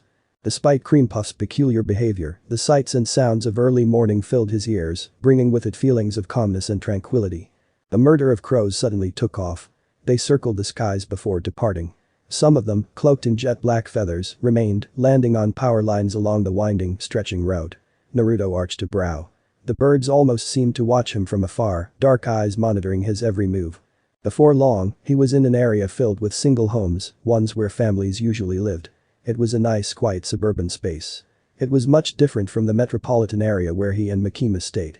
Instead of towering buildings, smaller houses lined the streets, framed by nicely cut grass and cars parked in driveways. This place is so peaceful, Naruto mused. Someday, when he was better equipped to live on his own, perhaps he would consider staying in a neighborhood like this one. That sounds nice, he whispered to himself. While walking, Naruto realized something. Much like Makima, he had begun to think of the future. Just as much as he thought of the past. With his memories in tatters, he understood that spending most of his time chasing former things would only hinder him going forward. Naruto cared deeply about what happened to him before meeting Makima. What had caused him to fall from the sky. Why he'd been in the sky in the first place. And how he'd come to lose his memories. But in the same vein, he was beginning to care about the future as well. His life was not only the past, but also the present, which would, in turn, influence what happened later on. So, he had to focus. Had to put effort into both finding the truth of his memories as well as building something for himself. To the point where he wouldn't need to rely on Makima anymore. Not that he wasn't grateful to her. No, far from it. But he wanted to be able to stand on his own 2 feet and even repay her for all the kindness she'd shown him. Which was one of the reasons he'd taken his first steps toward becoming a devil hunter. In the end, his decision had been an easy one. Devils killed many innocent people every day. Defenseless people, like Yuri and Yuta. Yet he had the power to fight them, even without contracts. Plus, along with doing something genuinely good by devil hunting, he could also make money as well, giving him the means to build a future for himself, even if he never fully discovered the truth of his past. At least, this way, he'd have a clear-cut purpose, something to push him day to day. Naruto suddenly stepped in a puddle, a splash of water spraying about. It reminded him of that day when he'd harnessed nature, bending 2 elements to his whim. Water and wind. He paused, thinking. Of both elements, he felt a closer connection to the wind. Yet water had been the first thing he'd been able to manipulate. Odd. But not as odd as him walking on water last night. Having stopped on the sidewalk, Naruto closed his eyes, stretched out his hand, and inhaled. If he focused enough, he could feel that energy in his core, like a burning flame, reaching out to touch every cell of his body.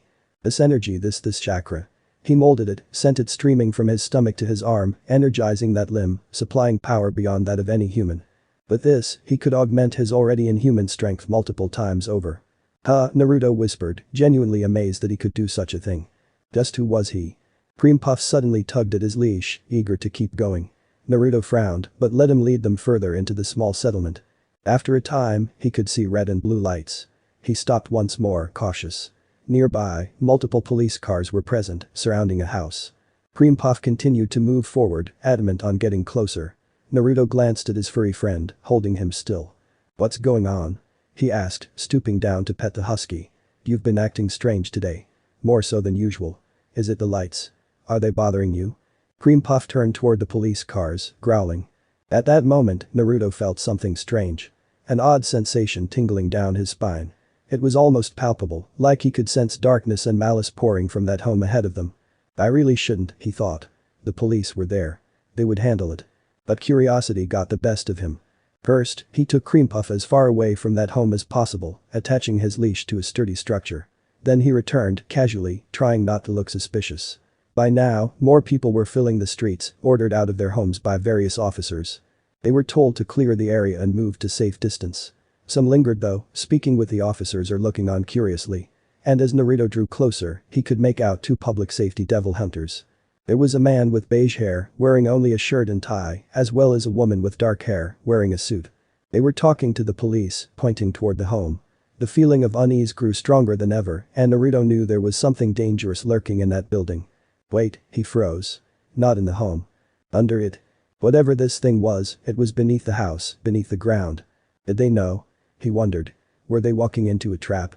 Naruto moved forward, past a line of police tape.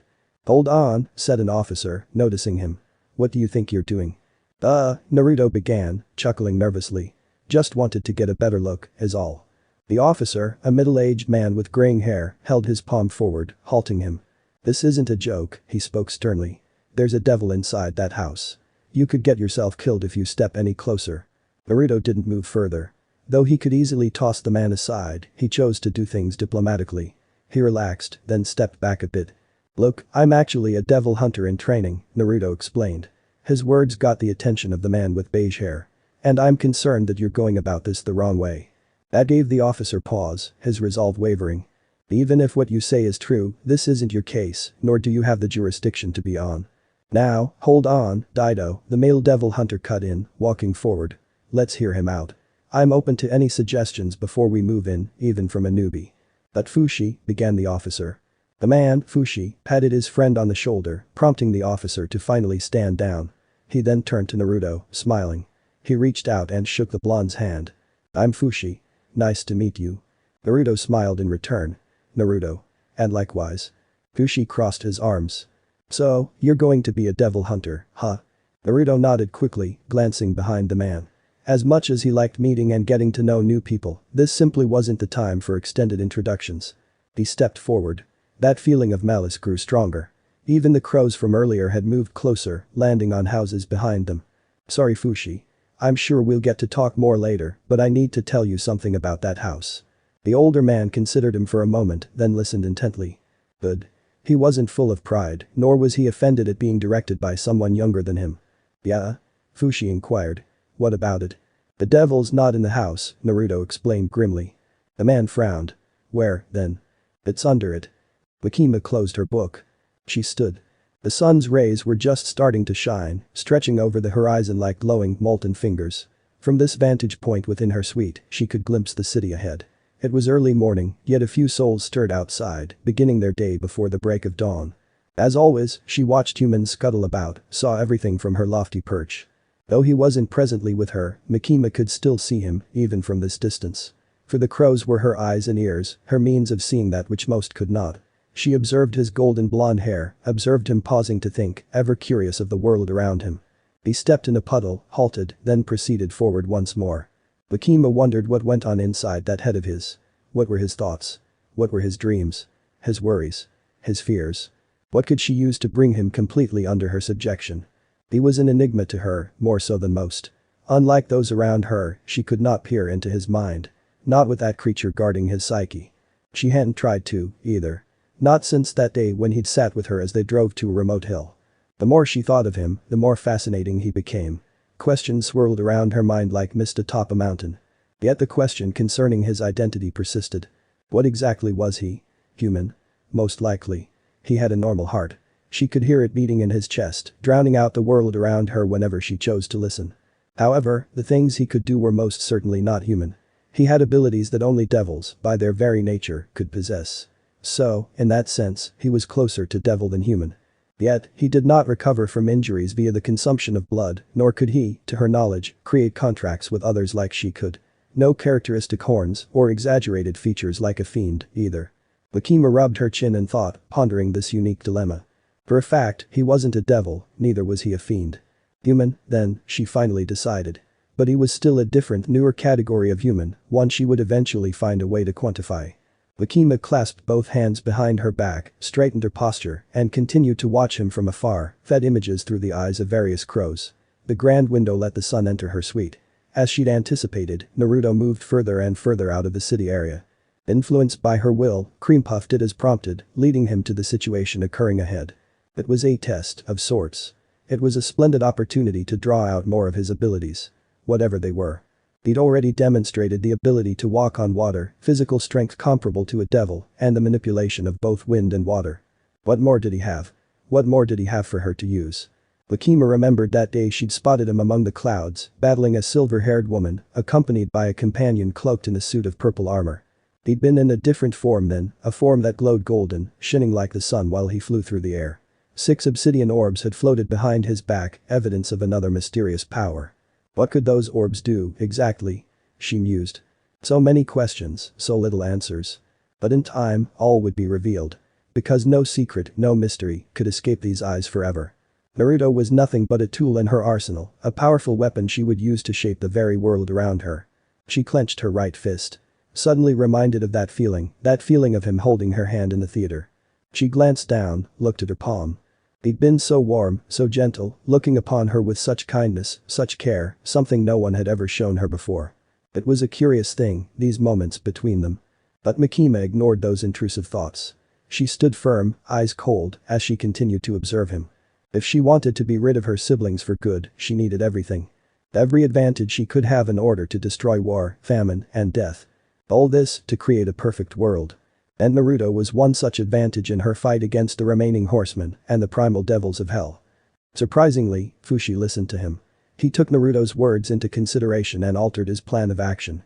His teammate, the shorter woman, didn't look pleased at the change, frowning as they began to switch tactics.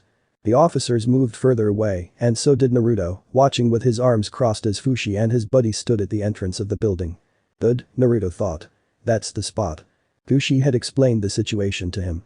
Apparently, the family that lived here, a husband and wife, had been feeling tremors throughout their house for the past few days. At first, they considered natural causes to be the reason.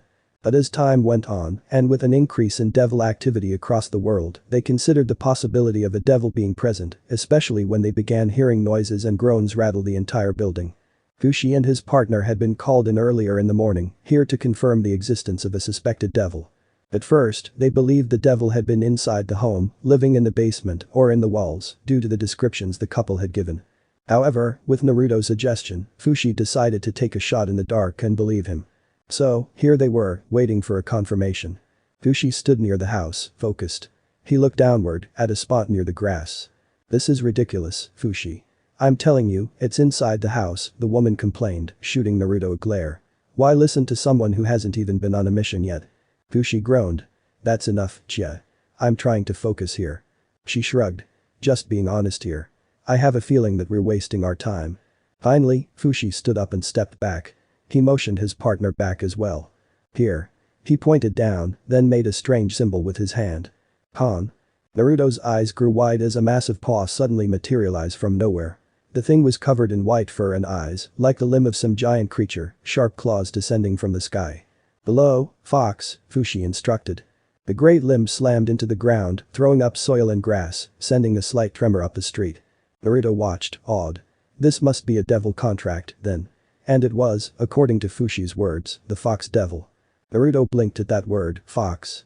He was suddenly reminded of the nine-tailed creature in his visions, in his dreams. He inhaled sharply, a single name returning to him. It was a simple name, just at the tip of his tongue. Kurama, he whispered. The feelings that went through him when he spoke that name was indescribable. This was it. That moment of clarity he'd been searching for. Even saying the name out loud was enough to reassure him. That no matter what happened in the future, he would never be alone. Snapping out of his stupor, Naruto's attention returned to what was occurring. To Fushi's surprise, the fox devil's paw was slowly being pushed back out of the ground. His partner hastily pulled out a knife in preparation for what was coming. Suddenly, a large stinger pierced through the fox's paw, sending blood spraying through the air. An instant later, the fox devil's limb flinched back, as if burned, then promptly disappeared into a cloud of thick smoke. Shit, he heard Fushi curse. Naruto tensed. The large spray of liquid shot from the stinger, splashing Fushi's partner before she could react. The effects were immediate. Jess screamed. Naruto's eyes went wide. Her shouts of agony were horrifying, unbearable. Then, she began to melt. Her skin disintegrated, turned into liquid as venom ate at her body, leaving only bits of fabric from her suit behind. In seconds, she was dead. Melted. The officers scrambled back, and the ground began to rise, the devil responsible bursting free with a jolt of strength. Naruto stared. The devil was covered in a thick navy blue exoskeleton. Humanoid in appearance, it stood on two heavily armored legs. It also had two giant pincers for hands, strong enough to crush bone with ease. The long, segmented tail originated from its back, swishing violently through the air, generating a significant gust of wind. An inhuman face glanced at them, drool seeping from the edges of what Naruto assumed was a mouth. The first thing that came to mind was a scorpion. This devil looked just like one, except it stood on two legs. And it was large, over 7 meters tall. "The permission to use firearms, sir," an officer yelped. Ido nodded hastily. Permission granted. 5 officers drew their pistols and began to fire, peppering the devil with bullets. Nothing. Not even a scratch. The being seemed mildly annoyed, growling. Awoken from my slumber by a swarm of insects, it spat. A distinctly masculine voice, dark and menacing, emanated from a monstrous maw. The being looked to the clouds, stretching, exoskeleton popping into place. It let loose a yawn, which sounded more like a hiss than anything else. In that case, I have no choice but to feast. He glanced downward. And you lot will do nicely. Fushi grimaced, made an attempt to call the fox devil once more, but to no avail. He held onto his arm. The flesh from his wrist to shoulder was injured, a small portion of the venom having splashed him. The scorpion sniffed the air, regarding Fushi. You want to be eaten first, I see. Fortunately for you, I like my food. Naruto shot forward, fist crashing into the scorpion devil's face. There was a grunt, the 20-foot being losing its balance as Naruto knocked him to the ground, a loud thud following. What the hell? Fushi exclaimed. Naruto stood, frowning deeply. Not enough. He glanced at his fist. The devil's exoskeleton was tough. His punch hadn't even chipped its hard exterior. He quickly turned to Fushi. Get out of here. Now. There was a hissing sound coming from the scorpion. Its whip-like tail moved through the air, so fast it broke the sound barrier with a crack. Time seemed to slow down. The tail was headed straight for him, but it would first cleave through Fushi like a knife through butter, killing him. So, instead of dodging, Naruto sprang forward, chakra pulsing at his feet, concrete shattering beneath him. He shoved Fushi out of the path of certain death, but by doing so, he headed face first into the supersonic whip-like tail. It slammed into Naruto. Hard. And sent him soaring into a building across the street. Naruto crashed through a window, glass shattering, wood splintering to pieces as he struck the wall of a purple room, leaving a massive hole at the entry point. He fell to the carpeted floor, dazed, but completely unharmed. Not even a single bone was broken. Naruto quickly stood, dusting off his pants. His purple hoodie was ruined, torn to shreds by that powerful tail. He ripped the remaining fabric off, leaving only a white t-shirt. Dust and smoke still settling, Naruto's mind began to race, formulating a plan of action. It was almost instinctual, different scenarios playing out before him. Like he'd done this a dozen times before. Like he'd fought against monsters and powerful entities for the majority of his life. Like he was raised to do this. Beams of sunlight streamed into the room. He stared out ahead to where the scorpion devil had finally picked himself up, tail lashing violently in the air. Thankfully, Fushi had gotten a safe distance away, and so had the officers. Having found cover, the devil hunter was on his phone, most likely calling for backup, as this situation had grown even more dangerous than expected. Naruto walked toward the hole he'd made, locking cold eyes with a creature that would certainly cause death and destruction to this quiet neighborhood. Scorpion stared at him, head tilted in surprise that Naruto was still alive. Then, as if accepting the challenge, the devil tensed, tail lashing even faster, ready to attack. Naruto relaxed, his body knowing what to do, preparing itself for his toughest battle yet. What's happening? His gaze snapped to the right. A little, frightened voice emanated from behind him. He turned, looking on with wide eyes as a child crawled out from under their bed. It was a girl with brown hair and gentle features. She stared up at him, shaking with terror. Oh. Hello, he whispered softly, facing her. Are you okay? Did you get hurt? Tears welled in her eyes. And no. Naruto sighed, relieved. He got on one knee, showing her that he was harmless. I'm Naruto, he said with a smile. What's your name? Hana, she whispered, hesitant but somehow calmed by his presence. He could already feel the house shaking as the scorpion devil began running, headed straight toward them. Okay, Kana. He quickly scooped the girl up, surprising her. I'm going to need you to trust me. Naruto leapt out the room, Kana yelping. He soared through the air, landing a distance away. Scorpion managed to alter his trajectory, but just barely. He still crashed into Kana's home, damaging the building further. Naruto leapt to the side, cradling the girl as a sudden spray of venom flew through the air, melting the concrete where he'd been just moments ago. The ground sizzled and bubbled, steaming as a gaping hole appeared in the ground, exposing the sewers below. Water suddenly erupted from a ruptured pipe, a jet of cold liquid flooding the streets without respite. Dozens of people were running, screaming. The sun was just beginning to rise, glinting orange, obstructing his field of view. Naruto glanced down at her. At the girl. Kana. She was just a kid, barely 7 years of age by the looks of things. She cried, held onto him tightly. Naruto's eyes softened. He patted the girl's head gently. Hey, he soothed, smiling. Don't worry. I'll keep you safe. But my dad, she whispered. He's still in our house. My brother, too. Then I'll go save. Naruto turned, just as the scorpion devil erupted from the house, barreling toward them with unrelenting speed, stinger shooting a massive piercing spray of venom. Instinctively, he held up a palm, chakra flaring. The water spilling from the sower rose, taking the shape of a spinning whirlpool, mixing with the venom, stopping it in place, and nullifying its effects. There, he thought. He'd done it again. Manipulated water. Naruto held on to that feeling, that chakra frequency that had caused him to perform this feat. Your scent is interesting, the devil remarked. Neither devil, neither human. Something different. Not in between, either. Just different. How strange. How very strange. Anna shuddered in his arms, the voice of the scorpion reverberating through the ground. He maneuvered her so that she was on his back, her arms wrapped firmly around his neck. Why did you kill the devil hunter? Naruto asked calmly. And in such a horrible painful manner too. Chia, Fushi's partner. Scorpion chuckled darkly. Because I could. Because it is in my nature to hate them, to kill them, to devour them. Just as it is their nature to be my prey. Naruto frowned. I see. And what exactly do you see? I see that I'm gonna have to kick your ass, he said. Scorpion laughed once more. Come, then. I look forward to seeing what an anomaly, such as you, tastes like. Naruto said nothing else, and a memory suddenly came to him. It was a hand sign, taught to him by, of all things, a giant toad. He quickly formed the sign. Water bullet. The rushing water soon took form, surging forward in the blink of an eye. Like lightning, it struck Scorpion head-on, sending him down the road, into a row of parked cars. That wasn't enough to break his exoskeleton, though, but it bought him the time needed to get Kana somewhere safe, where Fushi was. Arriving there, he quickly handed her over to one of the officers, then began moving forward. But Fushi stopped him, grabbing his arm. Wait, he urged, gritting his teeth through the pain. He held onto his shoulder, the flesh peeling and bleeding. You can't fight that thing on your own. I've already called for backup. It shouldn't be long now.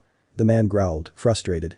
If only my fiend had been authorized to come on this mission, then. Naruto only smiled, cutting him short. Don't worry, Fushi. I'll be fine. Just make sure you don't lose that arm.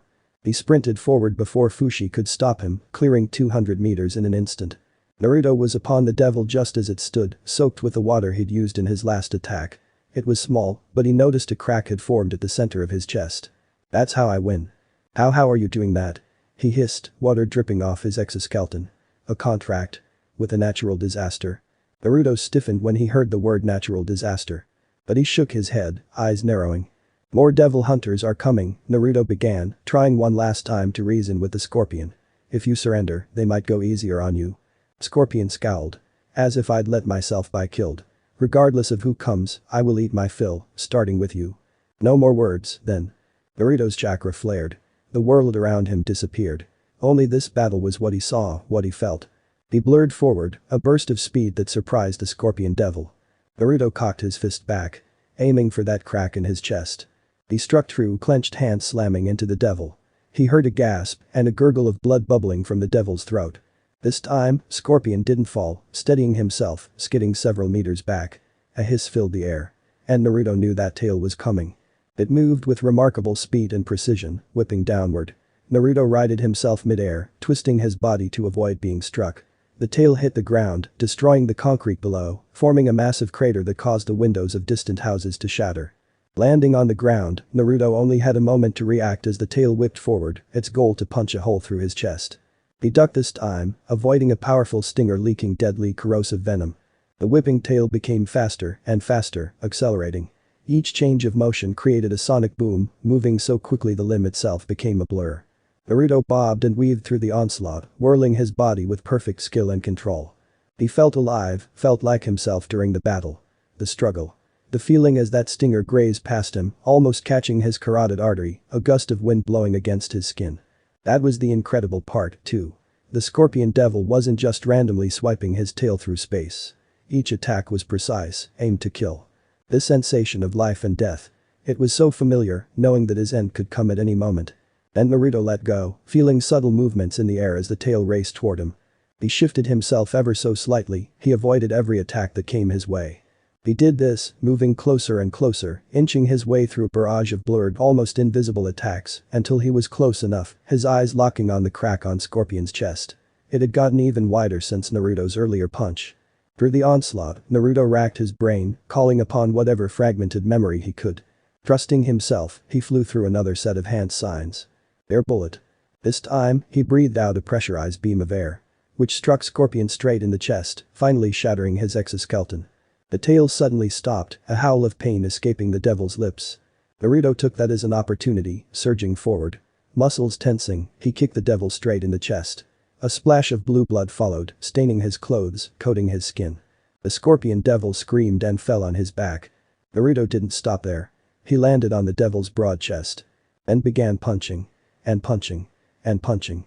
Blood coated him, spraying through the air as he beat the devil into a twitching pulp, fists plunging into muscle, into a set of lungs, that blue blood, similar to its venom, burning Naruto in the process.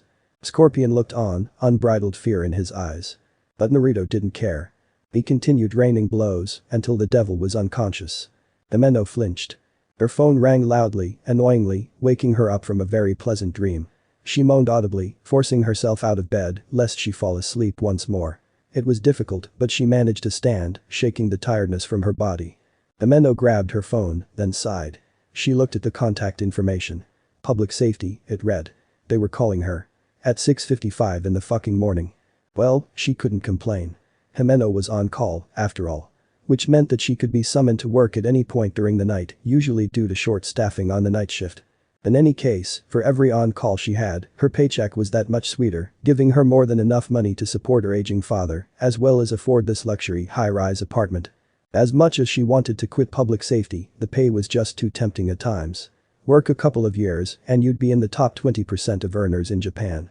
Work a little longer, like she had, and the money was almost shocking. It almost made all the deaths easier to bear. Almost. Himeno flipped open the phone, putting on her brightest voice. "Hello," she said cheerfully, answering. "How can I help you this one?" She listened closely, smile suddenly falling, a frown growing as one of her handlers relayed the details of her assignment. Apparently, some small suburb had been the victim of a devil attack. And since many other agents were occupied, she was the best option when it came to providing backup. Someone was dead, too. Fushi's buddy. Chia. Fuck. Himeno grimaced. She knew that experience all too well. Himeno nodded slowly as the voice behind the call relayed details of what she'd soon have to face. A decently strong devil, it seemed. Leaning the phone between her neck and ear, she continued to listen while getting ready. After brushing, she pulled on a fresh pair of pants, put on a white shirt, a dark tie, then, finally, her black suit. Aikawa will be accompanying you as well. He should be arriving at your home shortly. She nodded gently at that, a surge of motivation rushing through her. With Aki by her side, she had something to fight for, someone to protect, someone to keep her going in this deadly line of work. Himeno ended the call and put on that last bit of uniform attire. Her eye patch. She wrapped it around her head, covering the empty socket that used to be her right eye. She took a deep breath before heading downstairs and out of the building. Aki was already there, parked at the entrance. He rolled the window down. God, he looked so handsome. Blue eyes and angular features. Still gorgeous, despite their impromptu assignment. Good morning, he greeted with that voice she loved so much. Are you ready? She smiled brightly and entered the car. Of course. You? Aki glanced at his sword, that horrible, horrible sword. Always, he whispered. When they arrived, it was already over. Himeno exclaimed. Aki drove through what looked like a war zone. Several houses were in shambles, windows shattered, walls destroyed, foundations almost visible. The ground, too. Massive holes littered at least 3 sections of the road, seemingly melted by some kind of corrosive substance. Cracks ran across the concrete, paving a path of destruction through a small quiet town. Holding the steering wheel firmly, Aki maneuvered the car gingerly. Ahead, ambulances, as well as a few police cars, were parked. A large black truck had also pulled into the area. Its doors were open, and the body of an insect-like devil was being secured by cables, soon to be pulled into the back of the vehicle. What do you suppose happened? Aki inquired. He scanned the area with even more precision than she did. Oh no. She shrugged. Maybe Fushi didn't need backup after all. Aki looked forward, eyes narrowing. Or he got his backup early. What do you mean? He pointed. A few dozen meters ahead were 2 ambulances. Several paramedics were about, tending to the injured. 3 people immediately caught her eye. Fushi, she recognized instantly. Then, she saw Makima, dressed in a simple shirt, tie, and black pants. And lastly, there was that blonde cutie from several days ago. He was a devil hunter now. What did happen? She said curiously. Miss Makima must have come to help, Aki speculated. Maybe, Himeno began. But there's not even a drop of blood on her. She squinted. But those 2, on the other hand. Finally reaching a suitable spot, Aki parked the car. He grabbed his sword and opened the door. Himeno followed. Once outside, she was hit with a strong, metallic scent of blood. It wafted through the air, drawn by the wind, emanating from the body of the devil responsible for all this damage. She lingered behind, eyeing the cracks on the ground, as well as the flood of water rushing from a ruptured pipe. They waded through a miniature lake, shoes sloshing in cold liquid. By now, that insect-like devil had already been pulled into the black vehicle, tightly secured with thick cables, ready to be transported to one of public safety's holding facilities. Then it's not dead, Himeno concluded. Just captured. If it was a powerful enough devil with esoteric abilities, not just run-of-the-mill brute strength, then it could be used in the future to form contracts with devil hunters. If not, then it would either be killed or turned into a fiend. Miss Makima, Aki greeted when they arrived. His voice sounded noticeably happier. Himeno frowned at that. Eikawa, Makima spoke in that flat tone. The smile on her face not quite reaching her eyes. She stepped away from the ambulance and walked toward them. Thank you for coming. You as well, Himeno. Himeno placed both hands in her pockets. Seems like you already have this place under control, by the looks of things. Perhaps. But, regardless, I appreciate you sacrificing your time to be here, the woman continued. If any other devils appears, which is still likely, your help would be greatly appreciated. I want you to stay a while longer as rescue teams clean up. Of course, Aki answered without hesitation. Himeno's frown deepened. She could see it in his posture, could hear it in his voice. Of all the people in the world for Aki to fall in love with, why did it have to be this woman? He didn't say it outright, but it was obvious. Makima was one of the reasons Aki was still a devil hunter. That, and his goal to kill the gun devil. If Himeno had it her way, she would leave public safety for good. She would have done so long ago. But Aki. She couldn't just leave him. Not when this job would eventually get him killed. She had to protect him. She had to. From devils. From himself. And most importantly, Himeno eyed Makima warily. She had to protect him from this woman. What happened here? Aki continued. We received the call, expecting a dire situation. But it seems like things have been resolved for some time now. He scanned his surroundings with sharp practiced eyes. Were you the one responsible, Miss Makima? Clasping both hands behind her back, Makima smiled. Himeno didn't like that smile. She nudged her head toward the ambulance. Naruto did this, Makima explained.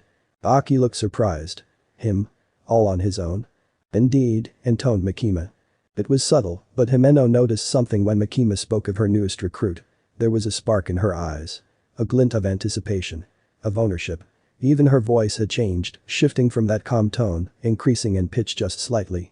Or was Himeno just imagining things? The newbie did this. Himeno crossed her arms. For real? Makima nodded once. Naruto's quite talented. Even though he just agreed to join yesterday, I know he'll be an invaluable member of public safety for years to come. Aki glanced at the ambulance, an unreadable look in his eyes. He turned to Makima. May I speak to you for a moment, ma'am? Yes, of course, Makima said politely. What of? They began walking. Aki was led away by the red-haired woman, her hands still clasped behind her back. Sometimes, Aki took this job way too seriously. Himeno watched them go, then shrugged. She made her way to the ambulance, stepping around a large crater in the ground. A few paramedics walked past her, nodding in greeting. When Himeno arrived at the open vehicle, she saw him. He was seated on a stretcher alongside Fushi. However, he didn't look injured. Not really. Only his forearms were bandaged and his clothes were torn in several places. But other than that, Naruto only looked like he'd been in a light scuffle. Fushi, on the other hand, looked far worse. His buddy was nowhere to be seen, either. She was dead, something all too common in this career. A paramedic attended to his arm, which was wrapped up in tighter, thicker bandages than Naruto's were. Hey Whiskers. Himeno greeted.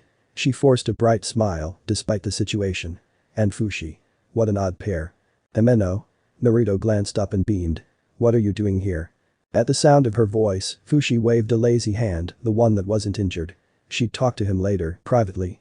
Himeno stood with her arms crossed. I came with Aki, thinking you guys would need backup. But that doesn't seem to be the case, huh? Naruto nodded slowly, eyes flickering to the damage around them. She moved closer, leaning her hands against the back of the ambulance. I heard you beat a big, scary devil. And it's not even your first day on the job. Hell, last time I saw you, you still hadn't made a decision about joining public safety. Yet here you are, fighting alongside a veteran. He chuckled, rubbing his golden hair. Fushi grumbled. Some veteran I am, the older man whispered. He did most of the work. Oh? Himeno pinned her single eye on Naruto, head tilted. Suo. How'd you do it anyway? Beat that devil, I mean. She gestured to the battle-scarred town. Must have needed a pretty hefty contract to fight off something this strong. Especially when you're a beginner. Naruto met her gaze calmly. My contract is a secret, he stated. Himeno groaned in a playful manner. What a tease. She pulled out a small pad of paper she always carried in her suit pocket.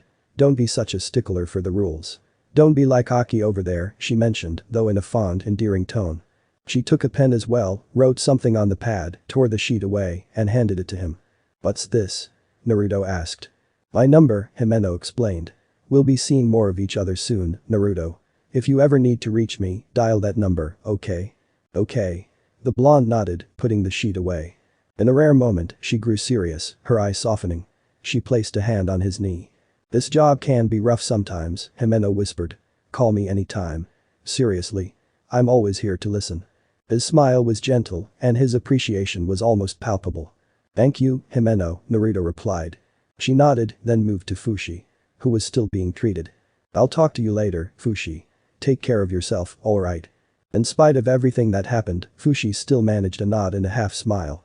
She left after that, turning to find Aki.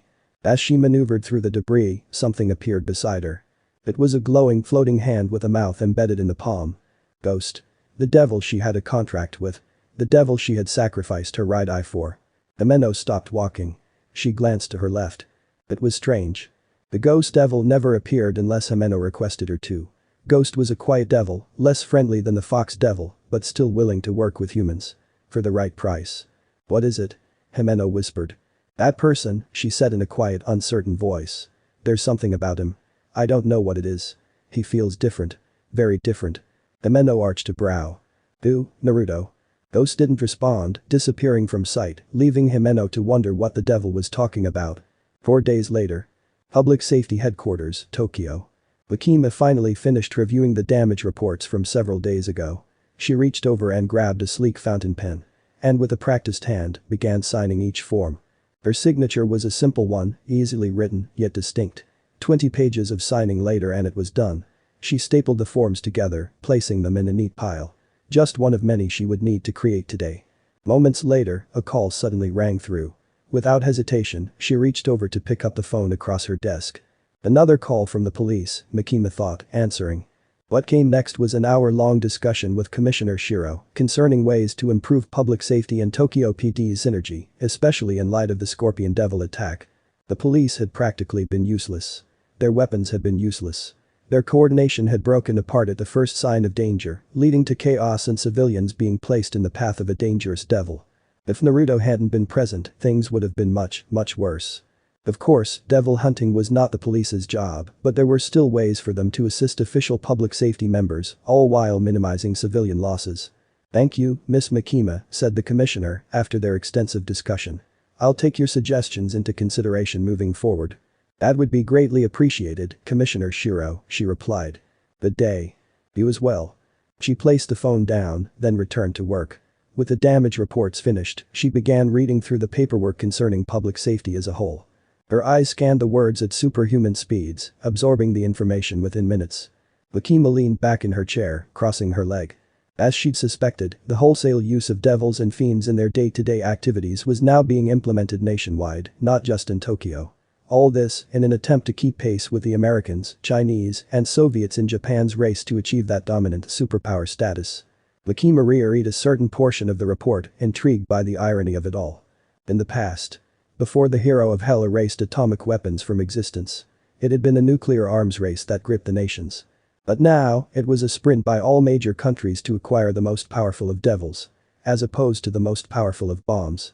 The information was highly classified, unknown to most citizens, even those in public safety, but currently, the Soviets had the largest piece of the gun devil, along with some of the weapon devils, under their possession.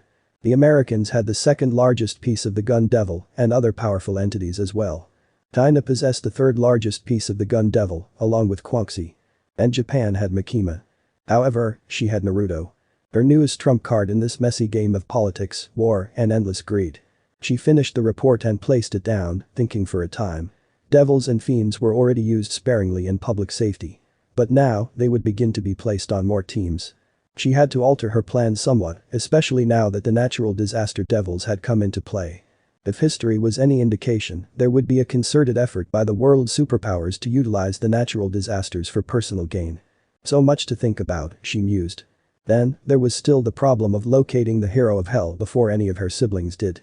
And also reports of a new, strange mineral being discovered near Tokyo. If only she could. Makima straightened in her chair, train of thought lost. A familiar scent reached her nose. Even before he arrived, she knew who it was. Naruto knocked on her door. Makima suddenly found herself fixing her shirt and tightening her tie. She tucked a strand of red hair behind her ear before turning to the door. "You can enter, Naruto," she announced. He opened the door, a grin on his face. In his hands were 2 containers, lunches for both of them, along with drinks. She looked at him, mapping his features in her mind. It was becoming easier and easier to recall what he looked like. Normally, she didn't remember human faces. Not that she couldn't, per se. She just never saw a reason to, differentiating them by scent instead of sight. But with him, she felt the need to remember what he looked like. She wasn't sure why. She just did. "How do you always know it's me even before I get here?" Naruto asked, head tilted. A playful suspicion colored his gaze. "Do you have cameras outside your door or something?" "No, nothing like that," she stated. "You just have a distinct way of knocking." Naruto hummed. "Sure, right." He said it in a manner that made her know he didn't believe her for 1 second. He strode through the room, dressed in public safety attire. Which meant Naruto was officially on board as a devil hunter. He wore the standard dress pants, as well as brown shoes similar to hers. He wasn't wearing a suit at the moment, but he still had a black tie fastened around the collar. His shirt, clean and unwrinkled, was folded at the sleeves, exposing powerful, muscled forearms. "How is your orientation?" Makima asked. Naruto placed the meal in front of her. The smell struck her senses, and she knew he'd gotten her rice with curry, full of chicken and vegetables. An excellent choice. He shrugged. It's fine. Kind of boring, though. Each lecture is almost 3 hours long. I thought I'd be used to it by day 4, but it's only gotten worse." Makima pulled her food close, opening the box. "Consider yourself lucky," she began. "It typically takes months for a devil hunter to be trained. You're a special case, however. All you have to do is sit through accelerated teachings for a week, then you'll be certified." He rubbed his hair. An endearing habit of his. "Yeah, I guess you're right." He took his food. By the scent of it, Makima knew it was ramen. Actually, she didn't even have to smell it to know he was eating ramen. Then, in a casual fashion, he sat on her desk, right in front of her, legs hanging over the edge. Like she'd done with him some days before. He leaned forward and began eating, and she did as well. It was surprising.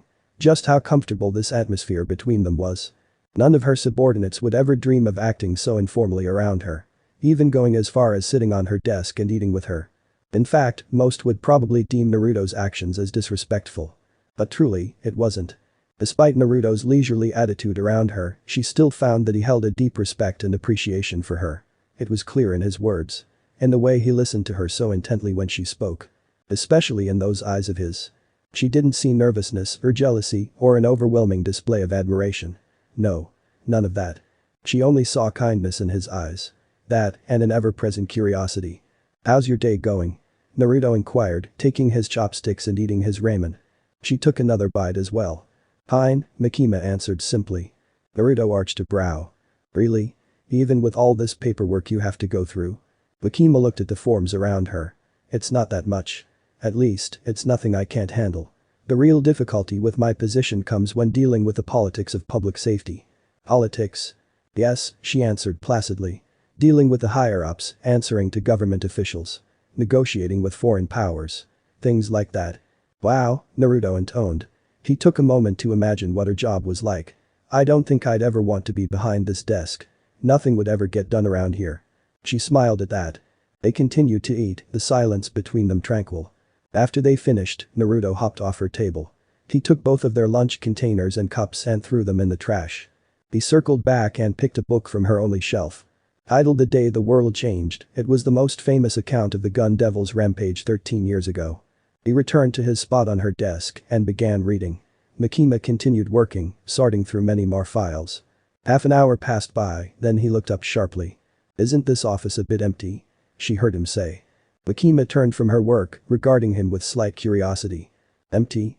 "Yeah." He placed the book down. "You barely have anything in here. Well, besides that one painting in the back. And a few books." She tilted her head. Is that a bad thing? Not exactly. He gestured with his hands. But you gotta show some personality here. Makima set her papers aside. She thought for a moment, humoring him. What do you have in mind? He hummed, then snapped his finger. The picture. The picture, she repeated, voice tempered. Of what? Naruto smiled brightly. Of you and me, of course. He looked positively excited by the prospect. You can put it right here on your desk. Makima blinked. That was certainly an idea. One she hadn't expected him to ever bring up. The picture. She took a subtle glance around the room, noticing the hollowness of her surroundings for the first time. Admittedly, this space was lacking in substance. Other offices she'd seen usually had flashy posters and pictures of family and friends lying around. But why did it matter? No one had ever mentioned the emptiness of her office before. No one ever seemed to care about something so trivial, especially when it concerned her. Makima thought of refusing the offer, of dismissing it as a silly idea. However, his eagerness at the prospect made her pause. He looked at her, awaiting her reply. Well, she supposed a simple picture wouldn't hurt. If it made him happier and made him trust her even more, then what was the harm? Fine. Makima capped her pen, placing it in its designated spot. We can take a picture together. He beamed, dimples forming along those whiskered cheeks of his. There's a store I saw on our way to work this morning, Naruto explained. The sign said that they take pictures and print on site as well. He rubbed his hair sheepishly. That's what kind of gave me the idea. Makima nodded, stood, then grabbed her trench coat. Naruto stood as well. Oh, you want to do it now? Why not? She intoned. I was going to step out for a while, anyway. Let's go. The burns he sustained by coming into contact with the scorpion devil's blood were gone. Not even a scar remained. It had taken only a day, maybe even less, to recover. Fushi, on the other hand, was still in the hospital. Out of commission for several days, maybe longer. Even now, Naruto was surprised by his ability to heal, as well as his body's sheer resilience. What should have melted a person's arms off only gave him second-degree burns, injuries that were mostly superficial. With this in mind, Naruto realized something. In the future, he would likely see people die of things that he could, no doubt, survive. Take Fushi's partner, for example. She'd just been at the wrong place at the wrong time. If only she'd been a bit further away, a bit more to the left, then perhaps the venom wouldn't have killed her. If only he'd moved a little sooner, too. Naruto let out a soft sigh. Makima glanced at him, but said nothing. At the very least, he'd been able to protect that girl, Kana. And miraculously, her father and brother had also survived, even though the scorpion devil had destroyed a large portion of their home. He'd like to visit her in the hospital soon, and even Eri and Yuta too, who he still hadn't seen since that day. He hoped they were doing well. Rounding a street corner, he and Makima made their way to the store he'd been talking about. It wasn't far from HQ, so they didn't need a driver. They walked side by side, along with dozens of other people. Adults, students, children. Each person went about their day, talking on their phone, chatting with a companion, some even sitting on benches and relaxing. It's interesting, isn't it? Makima commented. Naruto turned to her. What is? How, despite the looming danger of devils, society still functions. People still live, enjoying life when they can, Makima stated. She looked up at the towering building, unreadable. I think it's better to make the most of what you have, rather than living in constant fear of what might happen, whether that be a devil attacking, or any other thing, he commented, then left it at that. He thought of something else, of his fight with the scorpion devil. More of his abilities were returning, and he was surprised by the sheer range of powers he possessed. First, there was the energy within, chakra, which allowed Naruto to strengthen his body, even allowed him to manipulate the elements, enabling him to perform other esoteric feats as well. But the one thing that surprised him most was that sensing ability of his. Back then, it almost seemed like he'd been able to feel the negative emotions of the scorpion devil, even before seeing or hearing it. What was that, exactly? It felt different than his typical use of chakra, like it was a power granted to him, not something innate. That name. Kurama. It echoed in his mind, bringing with it the image of a powerful, unstoppable nine-tailed fox. Is this the place? Asked Makima. Naruto was pulled from his thoughts. They'd arrived at the store, which advertised printing services, as well as picture-taking options. Yeah, I think so. They entered and were quickly attended to by an employee. The woman was very nice, and she explained to them what the store offered. Simple and straight to the point, Makima selected an option, even buying a small picture frame. Alright, you two, just stand right there, the woman instructed, holding a camera. There was a small background behind them, something with a gentle color. However, before taking the picture, she paused, biting her lip, then speaking. I just want to say that I appreciate what public safety does for us. I've been saved from a devil attack before and I'm really grateful. So, thank you. There's no need to thank us, Makima spoke in a dignified tone. Keeping the public safe is why we do this. The woman nodded, smiling. She leveled her camera at them once more. Is this a formal picture or an informal one? She asked. Informal, Makima stated. Then you can strike any pose you want. Naruto cracked a smile at that. In a flash, he wrapped an arm around Makima's shoulder, pulling her close. Several moments passed, and he felt her slowly, almost tentatively, slide her arm behind him, snaking her arm around his waist. That's perfect. The woman all but squealed. She took the picture. Later. Naruto had gone home for the evening, and she was back in her office, finishing up on work. The sun had long since set, the bright lights of Tokyo taking its place as activity surged on nonetheless, cars honking, people working, despite the time. Once everything was set aside, she began putting on her trench coat, ready to retire for the night. Makima glanced downward, eyes flickering to something. The picture on her desk. Now encased in a small, rectangular frame, it sat at the left side of her wooden table, facing her. She reached forward, picking it up. Makima's gaze lingered on it for a time. There was nothing breathtaking about the image, no special background or fancy editing. Nothing like that. But she couldn't stop herself from staring at it. Naruto and her were side by side, his arm around her shoulder, hers around his waist. Their heads pressed together. Blonde against red. He was grinning, as always. And she managed a tiny smile as well, looking forward and into the camera. This was rather nice. She continued to look at them. Together. Comfortable. Content. Despite this, her nature took hold and the urge to control him, to use him for her plans, burned ever present in her mind. Her grip on the picture frame tightened. There was a knock on the door. Makima looked up. Someone was here. And by their scent, she already knew who it was. Madoka. She allowed him to enter, setting the picture down. The young devil hunter, maybe in his late 20s, strode in with a metal box in hand. Wearing black glasses and a single scar across his nose, he was a talented member of public safety, someone with more sense and awareness than most people who joined this organization. As always, a subtle glint of suspicion colored his eyes. Yet he never acted on it. Never stepped out of line. Never tried to interfere with her. Every assignment given, he would accomplish it without fail. He was a good worker. Docile, easy to maneuver. The higher-ups instructed me to deliver this to you, Madoka explained. Makima tilted her head but received the box from him. What could this be? She asked innocently. Though, she did have an idea. It's classified. Madoka straightened his glasses with a finger. So, I have no idea. Only certain members of public safety have the code to this container, I'm told. She smirked. So, you didn't try to peek inside. He gave her a blank stare. I didn't. Thank you, Madoka. She sat back on her seat. You're dismissed. He dipped his head, gaze flickering to the picture on her desk for a moment. Then he departed.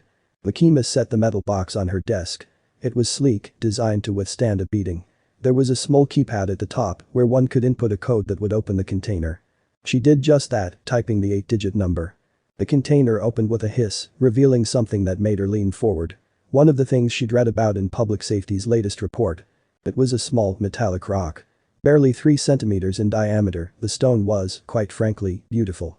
There was a dull glow that surrounded it, pulsing like a beating heart. And the most interesting part about the substance was the fact that the energy it radiated felt just like Naruto's. And cut. I hope you enjoyed this movie. If yes, then make sure to drop 3 red hearts to show your love. Also remember to subscribe and like this video. See you in the next part.